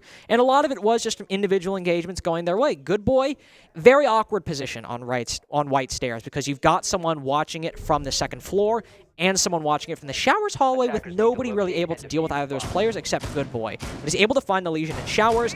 Now all he has to do is focus on the guy white stairs. That one engagement really starts making this, all right, we've got a SANDBOX round in our hands. Then they convert, win it. So is it a little individual? Is it necessarily a team effort? No, it is individual, but SANDBOX still get there first, and now NIP go back down to meeting. This is where the 4-2 really can happen. If they can take the lessons from the tactical timeout, it'll happen on this site. We saw that initial push that threw Nip off kilter, right? All of a sudden your Frost that's reinforcing the master wall is exploited from Trophy in a nice swing, but I mean, it was really the rest of SANDBOX that was able to step up and capitalize on that.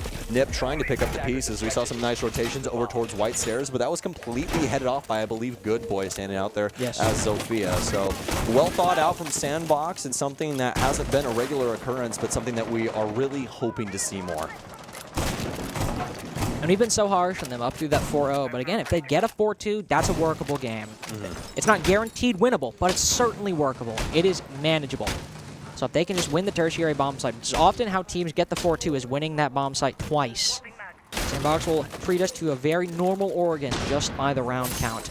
Looking to go for, or at least aiming initially for a front-sided take again. They've got the hard breacher and the diffuser over inside a garage, opening up the split wall early, but Good Boy cut down in a key position. The Z hallway player removed off the board by Muzi, but also more importantly, the Thorn remaining on that split doorway. Good pickup by Mephi. Wizard alone inside of the shower. Maybe a little too far extended at this point, or doesn't know about the Buck's position. Mephi also alone at the moment. Muzi rotates over and is able to catch the Buck looking the wrong way. On two different parts of the bomb site, the Thorn's able to find kills. Oh, Arakaze. There's an SMG-11 awaiting him right around the corner. Back and forth at M592. He hears the dope call, and he knows that there's some potential for him to be holding one of these angles, but you can see Ninjas in Pyjamas resting on their laurels. This is what we expect out of them. Play that timer and see if they can try and delay things for as long as humanly possible. SANDBOX, not really having an answer yet, but this is really a play out of the Nip handbook, right? They're kind of keeping things slow, seeing what Nip want to try and do with this roam, try and rotate around, potentially get some kills. Arakaza with a nice find upstairs, dealing some very serious damage to one of the defenders, but Psycho's going to body Nova as soon as he crusts the top of White Stairs. Do have a smoke here pouring in, but is it going to mean all that much? I mean, not really. Arakaze can't do much with it. The case is now down inside a kitchen, and that's more than likely a Nip round. 5-1 at this point. As you said, case dropped cold on the kitchen floor. Wow. Yeah, Cons he's dastardly, man. He is not only that, but like it's with every gun too. He is just so damn accurate. I love him. Yeah, no, seriously, he's one of those players, dude, that you really want to pay attention to their play style and the way that they're doing things. There's a lot to garner from him, especially if you're a younger Siege player and you're trying to pick some things up. I mean, now we got the 5-1 half we were worried about. 6-0 would definitely be the worst. I mean, objectively, but 5-1 can't get much worse than that. It really, literally. It is physically impossible for you to get worse than that unless you're like internet DCs on round 7 and you just can't connect back in time and just auto get a 7-0, I guess. Like, maybe that's worse. But, yeah, 5-1, certainly not great either. This is the point where it seems very likely that NIP can get 2 wins to close this out in regulation. Basement's the bomb site that is always the most favorable for the defense. It's always the one that, if we can give anything to SANDBOX in theory, it should be this one.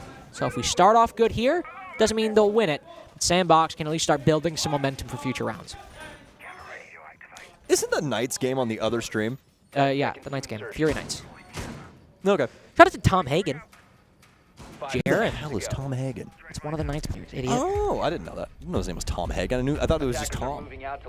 It's Tom Hagen. And by the way, Fury up 4-3. Fury up? Wow. Met the Fury coach in the gym today. Shout out, nice guy. Oh, very cool, very cool. Did you get to bump into Napew, I9? No, I want to dedicate some time to this though. I think I9 is one of the hardest names in Rainbow Six. It's pretty sick. It's such a clean name. I'm going to have to talk to him again because we talked about this probably like a year ago at this point, but it has something to do with his actual name, and it lines up really cool with his language. So we'll get that info later on. I'm sure I'll talk about it at some moment in time during this tournament, but definitely one of the teams that I really, really enjoy watching and something that's been a pretty cool storyline for the last 2 years in Rainbow Six Siege. Huh? So have to see how that works out, but we're in the same boat over here. We're seeing if SANDBOX is going to go home play in the sand or if they're going to continue trying to make some glass out of this. Ninjas in Pyjamas doing their damnedest to take their time, things nice and methodical. slowly wrapping their way around this bomb site. Just like we were talking about earlier, they really enjoy clearing out the full map, using their full breadth of droning and trying to get these easy picks. And the worst part about Nip is if you give over those initial picks, they're going to make you sit there and wait for potentially a minute, minute and a half until it gets down to around 20-ish seconds, and they will finally dawn your doorstep. They use every single minute available to them. They know that, all right, if we've got the time on the clock, we might as well make use of it. They are very, very frugal. Very, very frugal. But to SANDBOX's credit, nobody playing too far off the bomb side at the moment, so no free picks for NIP's way. They will need to actually make some progress down below with some of that utility. No nades on the board, to be fair, either, so it will have to be by gunfights or blocking angles with those smoke grenades. So SANDBOX, actually, in terms of the utility they're facing on the attack, this is not that bad. Not that bad. You don't have to worry about those nades as much, so Mephi's going to be a lot safer in his position. Nova likely as well a lot safer in his position. And even the Warden, if he can look through those smokes and he's not dealt with, this lineup is really, really good for SANDBOX right now in terms of the utility NIP are bringing to counter it. Attackers have recovered their diffuser. Not in crunch time yet for them. Usually sub-minute, we're always looking at a team and be like, all right, where are they going to execute? Yeah. But you and I are going to sit here very patiently for Ninjas and Pyjamas because we know it's coming. It's just about 20 seconds away. Oh, yeah. Pino and Nip. This is what I love so much about the strategy. They toss in these little pieces of utility, like breadcrumbs, right? And just see if the birdies will come out to play. And it's like, oh, you want that little breadcrumb, little buddy? Boop. Just like, get them a little kill. I also love it with Pino, too. He's always the one holding these angles, cutting off these flanks, and it's just so good. Wizard drops down, only goes 1 for 1, though. Picks up the kill on Nova, then immediately backs off. The rest of NIP also hitting the brakes at the moment. Multiple players all just trying to drop down. At the moment, Muzi retakes the engagement. Down goes Good Boy. Mephi still inside a bunker. Oh, our Kaze picking up 1. Pino inside a bunker, now got to push up. Mephi sees him, able to finish him off easily. Good, good, good from SANDBOX. Might just be basement, but it could be the start of something great. Good boy. Good boy. Good kitty. Good kitty. Space Station staying alive here. Took a basement defense, and one that was kind of shaky, but when the shots mattered most, they were able to land, and SANDBOX are able to thwart off Ninjas and Pyjamas. Penultimate point. At least keep them wandering for a little while longer on their quest to get out of this lower bracket. Now Dorms, this is the one they absolutely need to win. I mean, all these rounds, in my opinion, are absolute must-wins. But if you can win Dorms as well, all right, we have a game on our hands. Then meeting after, but you're starting to put steps in front of you, which was a struggle on the attack. It's something a little bit better here if they can pick up this next round as well. Oregon is, especially on that basement bomb site, a site that is not super favorable for NIP's slow play style. On Dorms, they have a lot more leeway. Depending on the type of execute they want to go for, Trophy Bedroom is very time-consuming, so NIP might have some problems there. But if they want to go for Big Window White, for example, and they get that opening pick, we're in a much different position. So look to how NIP take this one, and if they are still going for these lengthy takes that are giving SANDBOX time to set up in positions on the bomb site, SANDBOX very likely have a good pathway into that game just by replicating that strategy. Love the addition of the gridlock here. Especially with the frag grenades, there's really not a reason to not bring her nowadays. Those track stingers have always been pretty influential. It was just that it was really difficult to try and work her in, especially because, you know, you had Nomad as well, and really those more staircase-centric maps were good. And the interesting thing I've seen so far this event as well is, I mean, it used to be 2 nade ops always on the attack. Back when it was, you know, Yana had them. It's a Yana Sledge, Yana Nook, for example. Really, most of these rounds, I feel like it's been 1 nade op. I mean, we see Gridlock and Finka right now, but I feel like a lot of these games, it's just been 1 set of nades. Yeah, and honestly, that's kind of the circumstances of what is available, right? Yeah. I do believe Sledge still has his, yeah, but he does. Yana doesn't have hers anymore. Sledge is also a 3 armor. It's just like, you know, there's not really frags on any good fragging operator, minus Finka. Right there. And that's why she's getting played again. Yep. Definitely the most universal of all of the, well, aside from Sledge, if you're on a map with verticality, but on Oregon, I mean, what are you going to sledgehammer here? True. So Finka on this map in particular is the most universal of all of those operators to have frag grenades, and it's probably why Muzi's been playing her pretty consistently throughout today, pretty consistently on Oregon, Chalet, all of those. And especially giving Finka in the hands of Muzi, we know what he did with it earlier, again, in the Geek game, so I'd keep him on that operator as much as you can. Khan's probing for anything inside of Dorms, one just barely tucked away around the corner. They'll hold this position the entire time. It is a big window white take, everybody. As you can see, the diffuser sat outside a big window. That is what NIP are gunning for now, what they're setting up for this gridlock. More track stingers in, open up classroom, but there is somebody down on Z there. some potential for them to get a good play going for themselves. Muzi's going to pick up one. He's actually over inside of Split. Pino takes down one. Demic, a misclick, but thank God he shot him in the head. That could have been the worst moment I've ever seen in my life casting this video game. But fortunately enough, he dies in a different way instead. 3 versus 2, it's in favor of the offense, but they don't have a place for this case just yet. No Nitro Cell on the mute either. It's going to be up to the gunfire, the cannon fodder out of SANDBOX. And they're going to be able to get 2. It's going to be down to Muzi. And he does have more adrenal surges, but SANDBOX starting to put together a defensive side, and one that I don't think that NIP were exactly ready for. They're kind of going through this at a very normal pace, not really, adding too much brain power to this. Kind of swinging into things and just taking the gunfights and hoping that they win them out, but now SANDBOX is hitting their mark. Yeah, we got a game now. I mean, SANDBOX are not out of the woods just yet, but we finally, 2 maps in, what was that? I think 17 rounds in total. We really have a game on our hands now. SANDBOX have got that Dormus defense, and if they can win meeting, go flawless, the onus starts to move on to NIP to pick up rounds. That SANDBOX would have effectively clawed themselves out of the deficit they were under. And are they out of the woods? No. But in far better straits than they were at the beginning of the side swap. Meeting Hall Kitchen, though, you gotta really read where the attack is coming from. If you let them get set up on any side, split, dining, stage, no matter where they do, if you let the attack get in their positions, this can be a difficult bomb site to retake.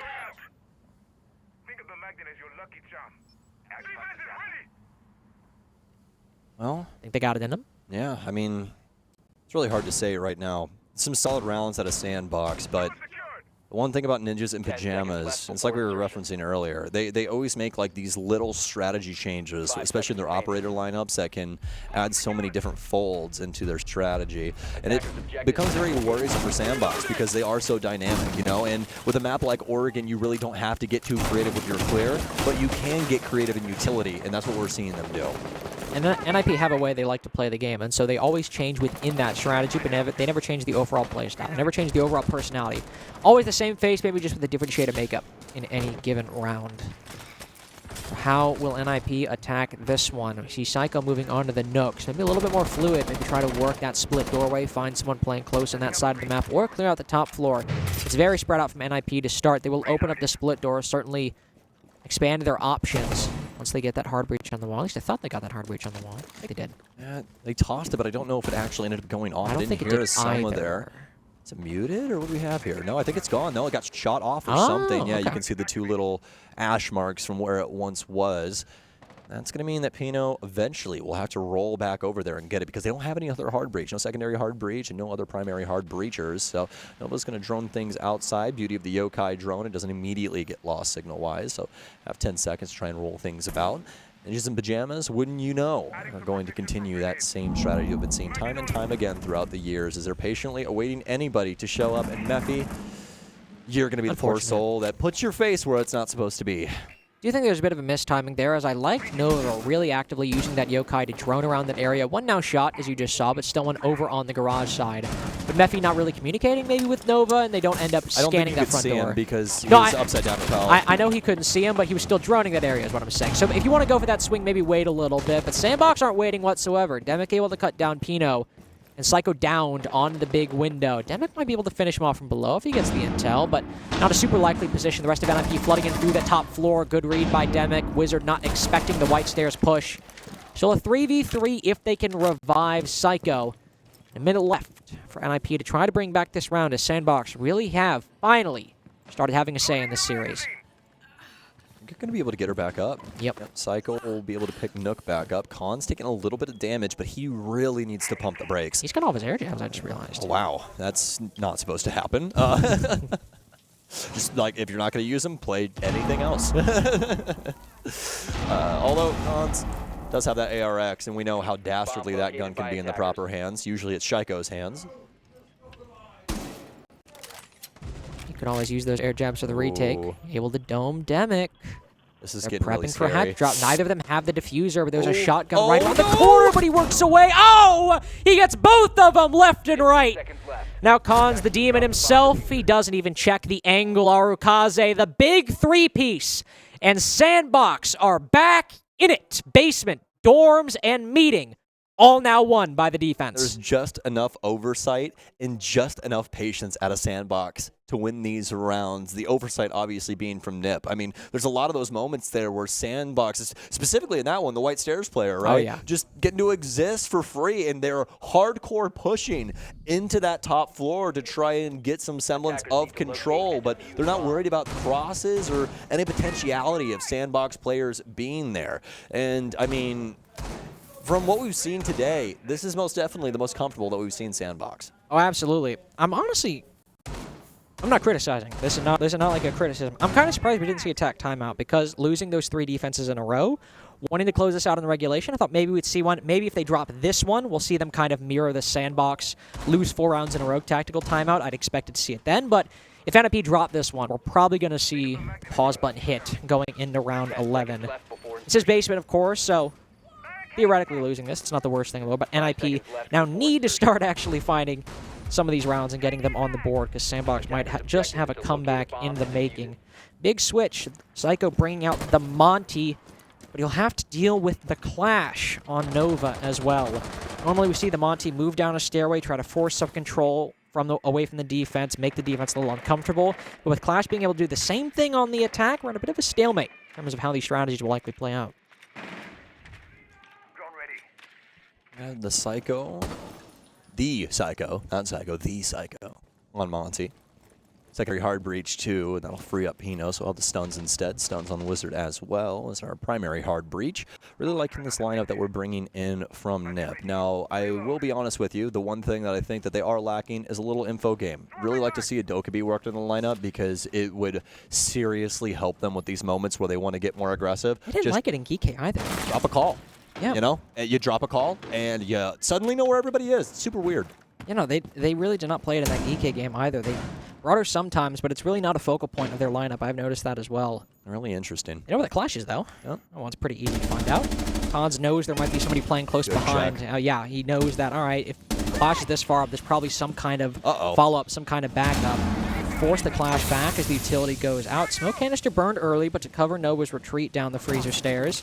So some good time wasting early on, but NIP also not wasting too much time either. First hatch opens up on top of meeting, and now next kind of 45 seconds will just be NIP trying to figure out what part of the map they want to push from. Psycho taking some damage from either... It's got to be Smoke. It has to be Good Boy tossing something out. There's no Legion Mines or anything else here to play, so... This definitely has to be Good Boy's first smoke that poured out there. Need the clash against the Monty. An immovable object up against an immovable object. Nova.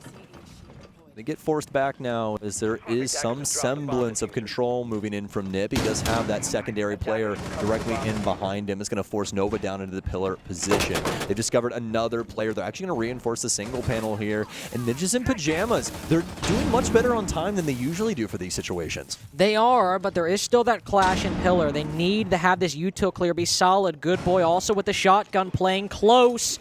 They're falling out of E-Box, though. A gap left in the attacks lineup. Good Boy's able to place a few pellets in the back of the Monty, but he's still not able to find the next one. Cons quickly moves in and makes a bad situation something far more palatable. They cut through the bomb site like a hot knife through butter. Nova's got to take out the secondary. An excellent shot on the Wizard, but NIP with more time on the clock than usual is a scary beast to put in a corner. What a round from Ninjas in Pyjamas, and you have to shout out the Ash on that. Without her... What's his name? What? What's his name? What is it's it? Cons. It's Cons. It's Cons. It's Cons. Yeah, I had to ask it because it happened so quick. It was... everything just went blank for me. You think Ash? Oh, it's got to be Pino. It's got to be Muzi. It's Cons? It's Cons. It's Cons. And Nip knows what's up. I mean, like I said, every once in a while, they chuck the dog a bone. And he shows you why. Ninjas in Pyjamas need a round. Cons can probably do it for us. Yep. And again, I'm just going to highlight this. This guy does it all. He plays every damn operator that you can name. If you name an operator and it's important, Cons probably plays it. And he does it so well. It's like, what is happening? Reminds me of Pengu when he didn't suck, so. Whoa, whoa, whoa. He's on a bus. He can't fight me. Simmer down there, Sparky. No need for the He's BM. old now. I get to say these things. That's true. He's like 85. Exactly. Especially in esports years. Like, yeah, pretty much. Dude. No. Well, right as SANDBOX started to get back into it, right as they started to reel us back in, we find ourselves on a match point for NIP. SANDBOX, one round away. As soon as I get out, they pull me right back in. That's what Ninjas in Pyjamas has done to you and I here, because you and I were kind of starting to leave the camp a little No, bit. we were like, all right, 5-1-1/2. I said SANDBOX didn't really have another way back into this, but they started making me believe it. And to be fair, I'm not believing just yet. They've gone back to basement, understandable. It's like what our ayahuasca smoking friend Aaron Rodgers said. You know what I mean? Yeah, you got to leave room for opportunity. You do. Yeah. And right now, as SANDBOX have gone back to basement, did they just lose it? Sure, but this is still the bastion for the defense. In all of Rainbow Six, one could argue. So going back to this makes perfect sense. And even then, with 45 seconds left, Pillar was still in their control. They found a gap in NIP's attack.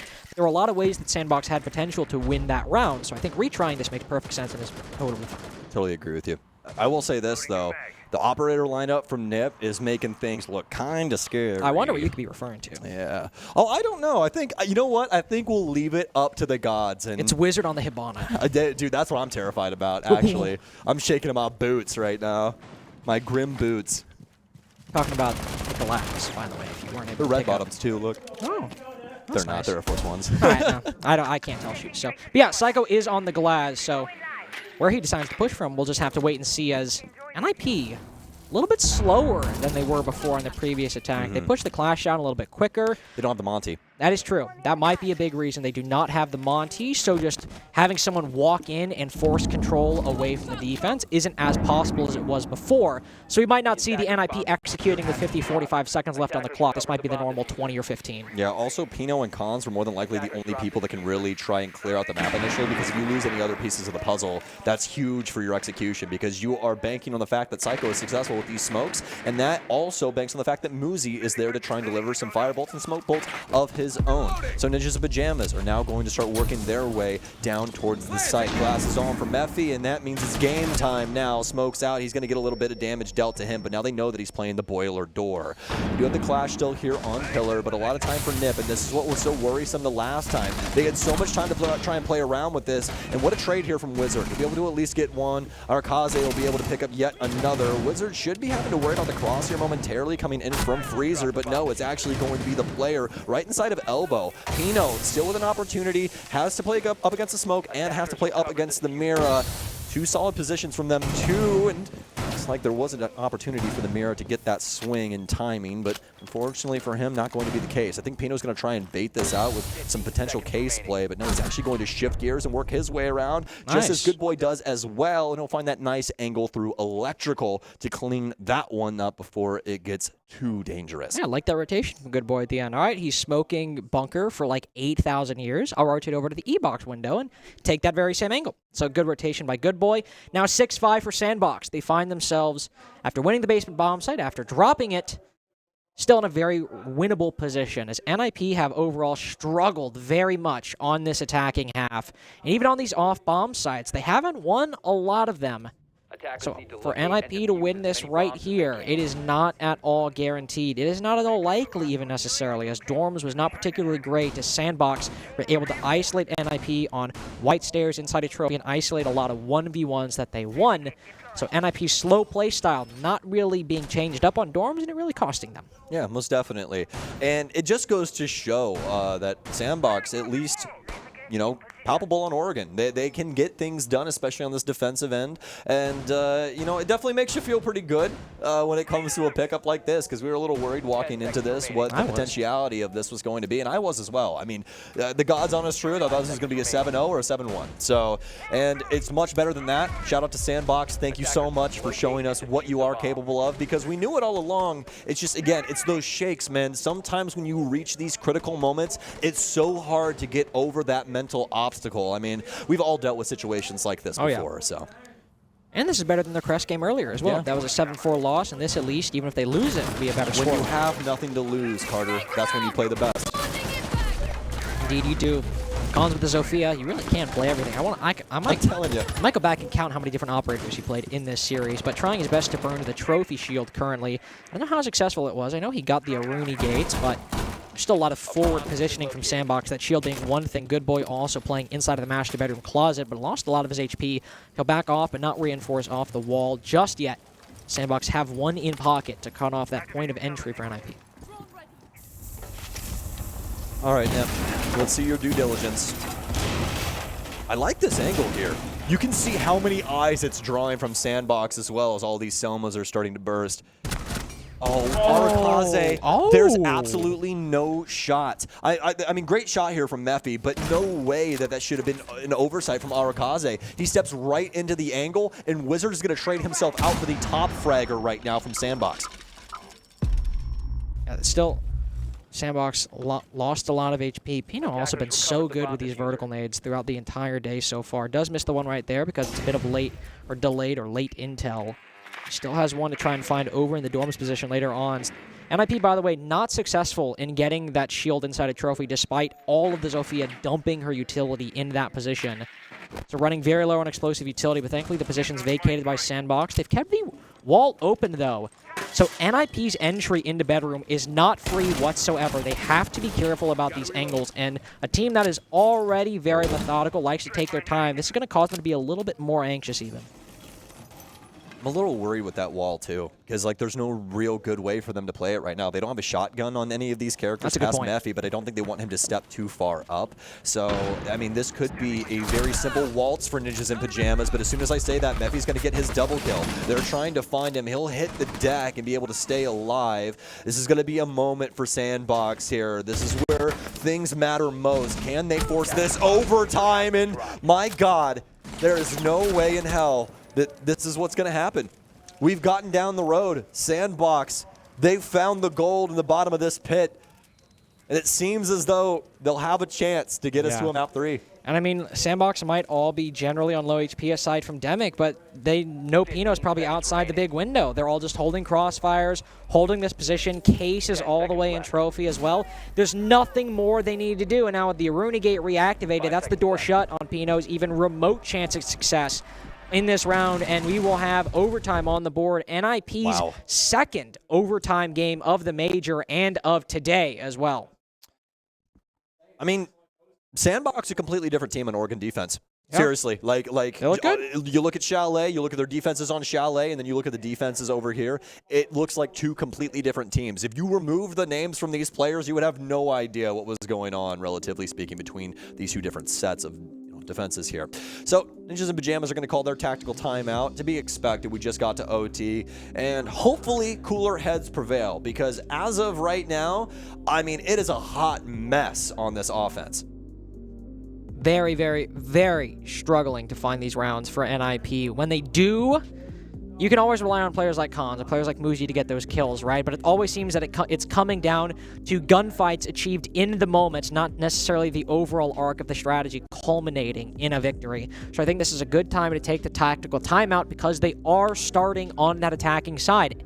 It ends up being that SANDBOX's gamble, giving NIP the defensive side to start, it ends up paying off in a moment like this where you're forcing NIP to make the adjustments. They're the ones on the uncomfortable side to start, whereas you might have a good opportunity to get match point.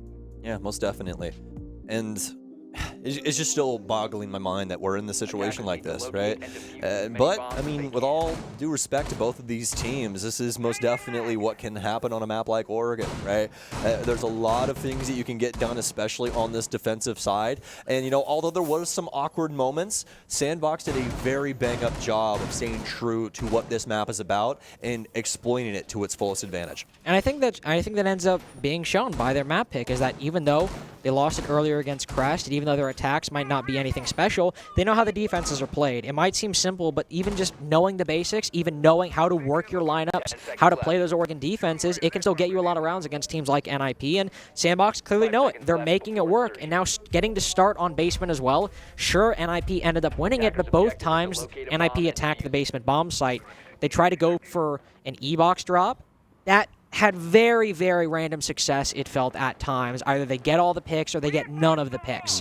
And so with that strategy, you're going to try something different? Are you going to go maybe freezer side instead? Are you going to go for that same drop? How are you going to adjust around the clash? So many questions. Yeah, I mean, there's some stuff that they can do. Even with that offense that they had there, I think one of the key things that they didn't have going for themselves is there wasn't really any construction pressure. It really allowed that elbow player to kind of move around and do whatever the heck they wanted to do in a couple of those different circumstances. So maybe Nip tries to layer things a little bit more on that side because we haven't seen them try and deal with a little bit of freezer pressure, maybe a bit of laundry pressure too, whilst also adding that attack in from pillar. So maybe it becomes more of just one portion of the map getting worked from multiple angles. Yeah, because Pino always plays passively over there outside the doorway, so adding somebody to push the bunker.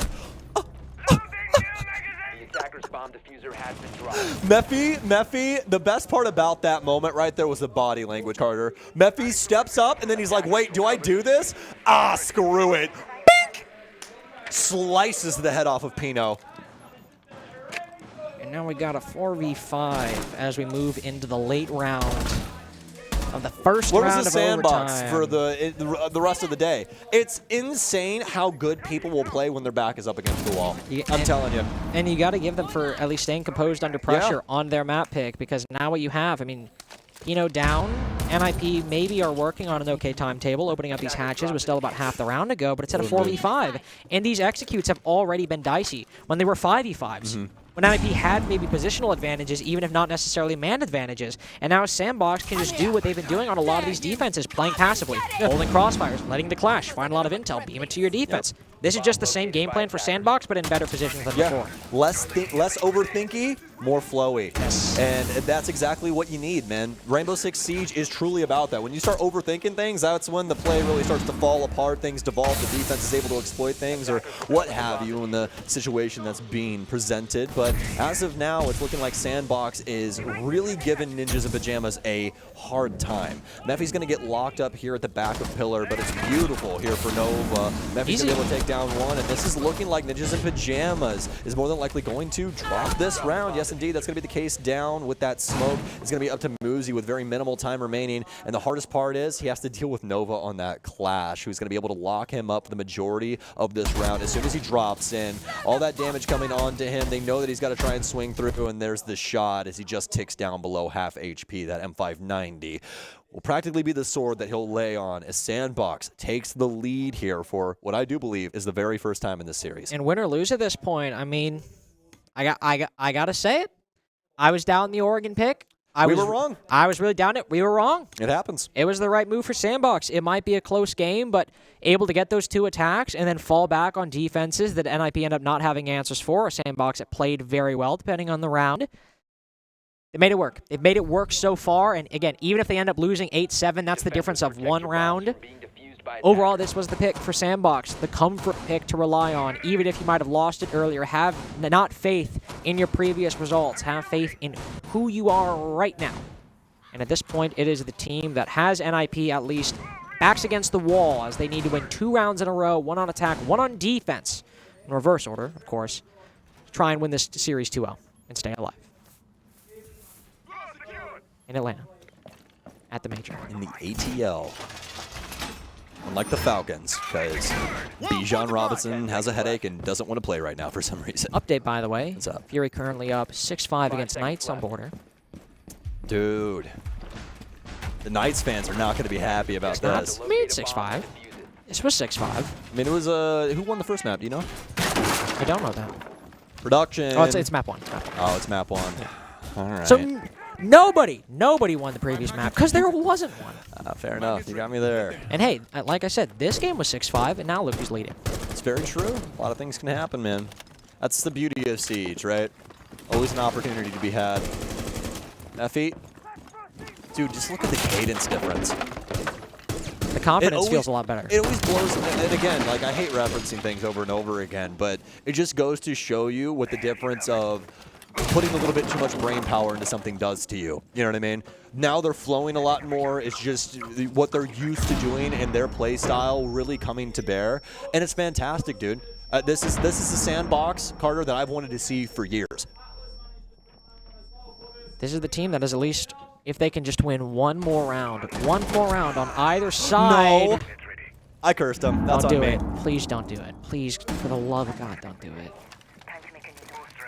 If that is what makes the wheels fall off the wagon, A bomb has been They've still I got a buffer. sincerely apologize to the academy. They have a 1-round buffer, but team killing your Montaigne, which every time you bring him, the Montaigne is never a bonus. The Montaigne is never an extraneous feature. If you're bringing the Monty, that's the tip of the spear. That's the guy you're basing at least part of the round on. Even if it's not the execute, either your early round or your late round is built around that Monty. Him being team killed is not particularly great and not a good omen at all for SANDBOX to start. And you can see it's completely discombobulated their strategy. They're shifting gears. They're trying to throw things over to construction. Now, I will say this. They're doing it in a much better time than what we saw Nip do on their offenses. And actually, same as SANDBOX, too, on some of those earlier ones where we had some awkward moments. Attacking this exact bomb site, I do believe. But I have to see if it will work out for them as they try and adjust across here. Obviously, that lack of the Monty is going to be a pretty big hamper. So, Nova going to be moving in on this side. Does have the EE1D, but he's got to work on that Goyo canister, waiting for that to burn out. Moosey's going to be able to get another one. And, man, Oregon defenses so dastardly. Especially when you have the attack shooting teammates in the back of the head. Unfortunately, 5v2 now. Moosey able to pick up Nova and Demic. 3K for Moosey in that round. And, I mean, we're left wondering, what was the potential with that Monty on the board? I mean, look at the time they had. Minute 15 seconds when they started hitting the execute button. Imagine they have the Monty alive for that. That could be a completely different round. They were making such good time. The pace SANDBOX had in that round was really quite excellent. But without that Monty, the execute just didn't seem like anything. No, very, just... What do you even say? Like, they essentially just lost the entire plot past that point. They lost the heart of the push. They lost the beating heart of the execute they were going for, and that very well could be the round that got away. Because now, round 15, you don't have a buffer anymore. These next 3 minutes, you need to be perfect. If you drop this, you are out of Atlanta. Sure, you might still qualify for SI, but you'll still be grouped both majors this year. That's not a great precedent to set going into the World Championship, and you'd be the second team from Korea out of 2 teams eliminated so far to be eliminated from the Atlanta Major. You need to be closing out moments like that, and they could still win this round. Overall, the trend of this, especially on SANDBOX's defenses, has been very positive. Oh my God. Hey, what do you know? It's the very last round of the game, Carter. What do they do? What do they do? They bring the one thing We are so back. that I've been talking about the entire damn time with this team. Dude, If you want to clear, just bring freaking Dokkaebi. They don't like her. It's Why? so weird. She's like the most banned attacker, at least in North America. Probably in the world, and they honestly. just probably in the world. And they just don't like Dokkaebi. It's very weird. But round 15, the literal last round on this map, they're like, break the glass. break glass in case of Dokkaebi. And here we are. And I mean, the reason being, folks, it's going to be the phone calls here. I mean, with the way that Nip plays the game of Siege, it just makes sense. It makes far too much sense, in fact, that this operator would be one of their mainstay ops. But like you said, they don't care about her, really. They used her a little bit on Bank every once in a while, but then they switched over to Jackal, and then they completely circumnavigated all of their info ops. And were like, oh, we'll just bring more guns. And for the roam clear here, there are 2 different defenders from SANDBOX playing downstairs on that middle floor. So a minute into the round, as NIP are moving into small tower, they very well could collide into Demic and Goodboy playing in these positions. And I think NIP trying to get at least a 5v4 or a 5v3 by finding both of these roamers in these positions would be lovely to start out, especially with how lethal Pino's been on these nades from below. Moosey to a lesser extent, but just because we've seen Pino use them a lot more. Underneath dormers, if they can get this control, there are a lot of ways for NIP to get an early pick. Speaking of which, right? My God. I don't think Psycho was ready for him to just be there with open arms, but Ninjas in Pyjamas are going to take their time on this, folks. There's a lot to be had with this setup, especially with what SANDBOX has going downstairs around the kitchen hallway and stuff. And Ninjas in Pyjamas cannot have an oversight right now. Every single moment, every second that ticks off that clock could be the deciding factor. And Khans is going to get a huge kill. All of his air jabs are out. He's got to reload that ARX, though. Wizard and the rest of the gang starting to wrap around this site, starting to coil. Like we talk about with Ninjas in Pyjamas, nobody's home inside of the site. Somebody has to get Khans into the 4 versus 3 3 we go. Cons looking for somebody, looking for a home. It's going to come down to the 2 versus 3. Good boy Endemic, can you get it done? Can you keep SANDBOX alive? Good boy. He'll wrap around the outside. Moosey's gotten one. Demic gets the other. Pino on the hold. The plant is going down in the hands of Cons. He'll be off, and so will SANDBOX on an airplane home, that is, as the full series will be closed out in overtime by Ninjas in Pyjamas. A heartbreaking loss for SANDBOX on map 2 as we counted them out far earlier on than we ended up having the right to, as those defenses were solid and the attacks from NIP were not up to snuff. But it ends up being just a 1-round differential, an 8-7 loss on map 2 that ends SANDBOX's journey at the Atlanta Major very early on. Heartbreaking, and of course condolences to the losers. Congrats to NIP for moving forth, but even then I hate to bring it up. That TK on the Monty, maybe we've got something different if that coordination is a little better. Yeah, most definitely. And as we're sharing highlights around and stuff like that, we have to sing the praises of Cons on this. Of course. What a game out of him on multiple fronts. He was doing everything in his power to make sure that this series went the way it was supposed to. And thank God he did, because Wizard was not having a good day. No, he wasn't. And also a very quiet matching scoreline from Moosey on map 2 as well, going in around 15, both having 14 kills going into the final round of the series, what ended up being. So those two players specifically on NIP really showing up. The rest, of course, putting up fine numbers, but it was those two specifically on map 2 who got that team over the line at the end. And again, to bring it back to Cons, able to weave his way through the big window, not going for the plant, taking control of dorms, checking those angles. Definitely the MVP of round 15, and likely overall the MVP for both of us in today's games. Yeah, genuinely speaking, I mean, fantastic stuff out of him on multiple fronts. I can't sing his praises high enough. Here is the round count for y'all, if you guys didn't know exactly what happened in those earlier rounds. And you can see it was a pretty interesting affair between these two. Look at that first half especially. SANDBOX with their back against the wall made it matter most. I mean, I really, really hope that they find a way to get to the 6th Invitational, because it really feels as though if they're able to get past that initial obstacle in their mental, they have something, man. I mean, literally, even with a loss, by the way, they've got like a 91% chance of qualifying for the 6th Invitational, so we probably will see them in Brazil, no matter what happens, even if they are gone from the Atlanta Major. But it does still mean there's technically a 9% chance they might not make it, but I do hope that we do see them retool, figure things out, as even though, SANDBOX are kind of a staple name on LANs, right? We always see them at majors. NB Taylor being gone from this roster, even if it maybe doesn't officially signal a new era, he's such a legendary name on that roster. This feels like this is the time for SANDBOX to really fall back on that fresh blood, really fall back on a new playstyle, figure things out, and if they do end up qualifying for SI, the 3-4 month off season we have between that event, that is the time to really try to figure things out and freshen up the roster. Yeah, most definitely. They have a lot of options, and I think the beautiful thing about this roster right now is that they have building blocks. And you can't say that for every roster, right? Sometimes you look at a team and you're like, you just gotta deconstruct this, right? So, I mean, that is one saving grace for them that I think was really, really highlighted in this series. Definitely, and of course, here are the groups, or at least the state of the groups, going into tomorrow, as we have BO1s and BO3s tomorrow. For Group A, Geekate versus Crest will be our winner's game of tomorrow. Literally the opposite of what I think a lot of us expected, that winner's match to be going into this. But either Geekay or Crest, just with one map between them, will make it to the group, and of course, end up in the BO3 tomorrow. Holy crap, Cons. 16-9, Moosey 15-10 throughout this series. Pino as well, looking very solid. That is an absurd entry differential between Moosey and Wizard. Yeah, it's so wild. And I think the craziest thing was... Yeah. Yep. How did I miss that? And also the craziest thing about that with Wizard as well is that he was playing characters that you really don't want to do that on. No, literally. For the most part.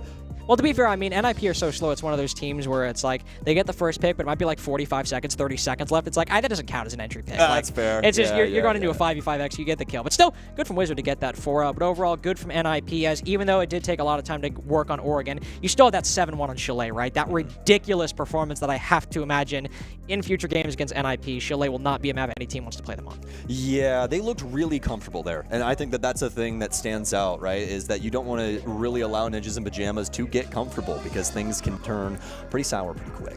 Yeah, and of course, we are not done with the game. We have the last game going on in the A stream right now, Fury versus Knights. But next up, we have Bliss versus Alpha. Oh, wait. It's not Bliss, as they upset Wolves earlier, Nope. 8-6. It's Wolves Alpha Theris. If I made that slip of the mind, what can I say? It's my bad. But a position I don't think any of us expected Wolves to be in this early on, and have to go against Alpha Theris, which, as you and I know, that's a chaotic team to try and corner. Yeah, and the crazy thing about this is it really is utter chaos up against, like, true neutral. Wolves are a very methodical team, kind of like Ninjas and Pyjamas, but in their own way, right? So I think that it's going to be a really cool matchup in between these two, just to see how the play styles clash. Yeah, really good team play versus a bit more chaos, a bit more of an unknown factor. I guess you guys will just have to tune in for the final BO3. Meanwhile, of course, we have Fury Nights going on in the mainstream. So while we're waiting to get back, why don't you hop over to the mainstream, listen to Tim and Dez talk about it.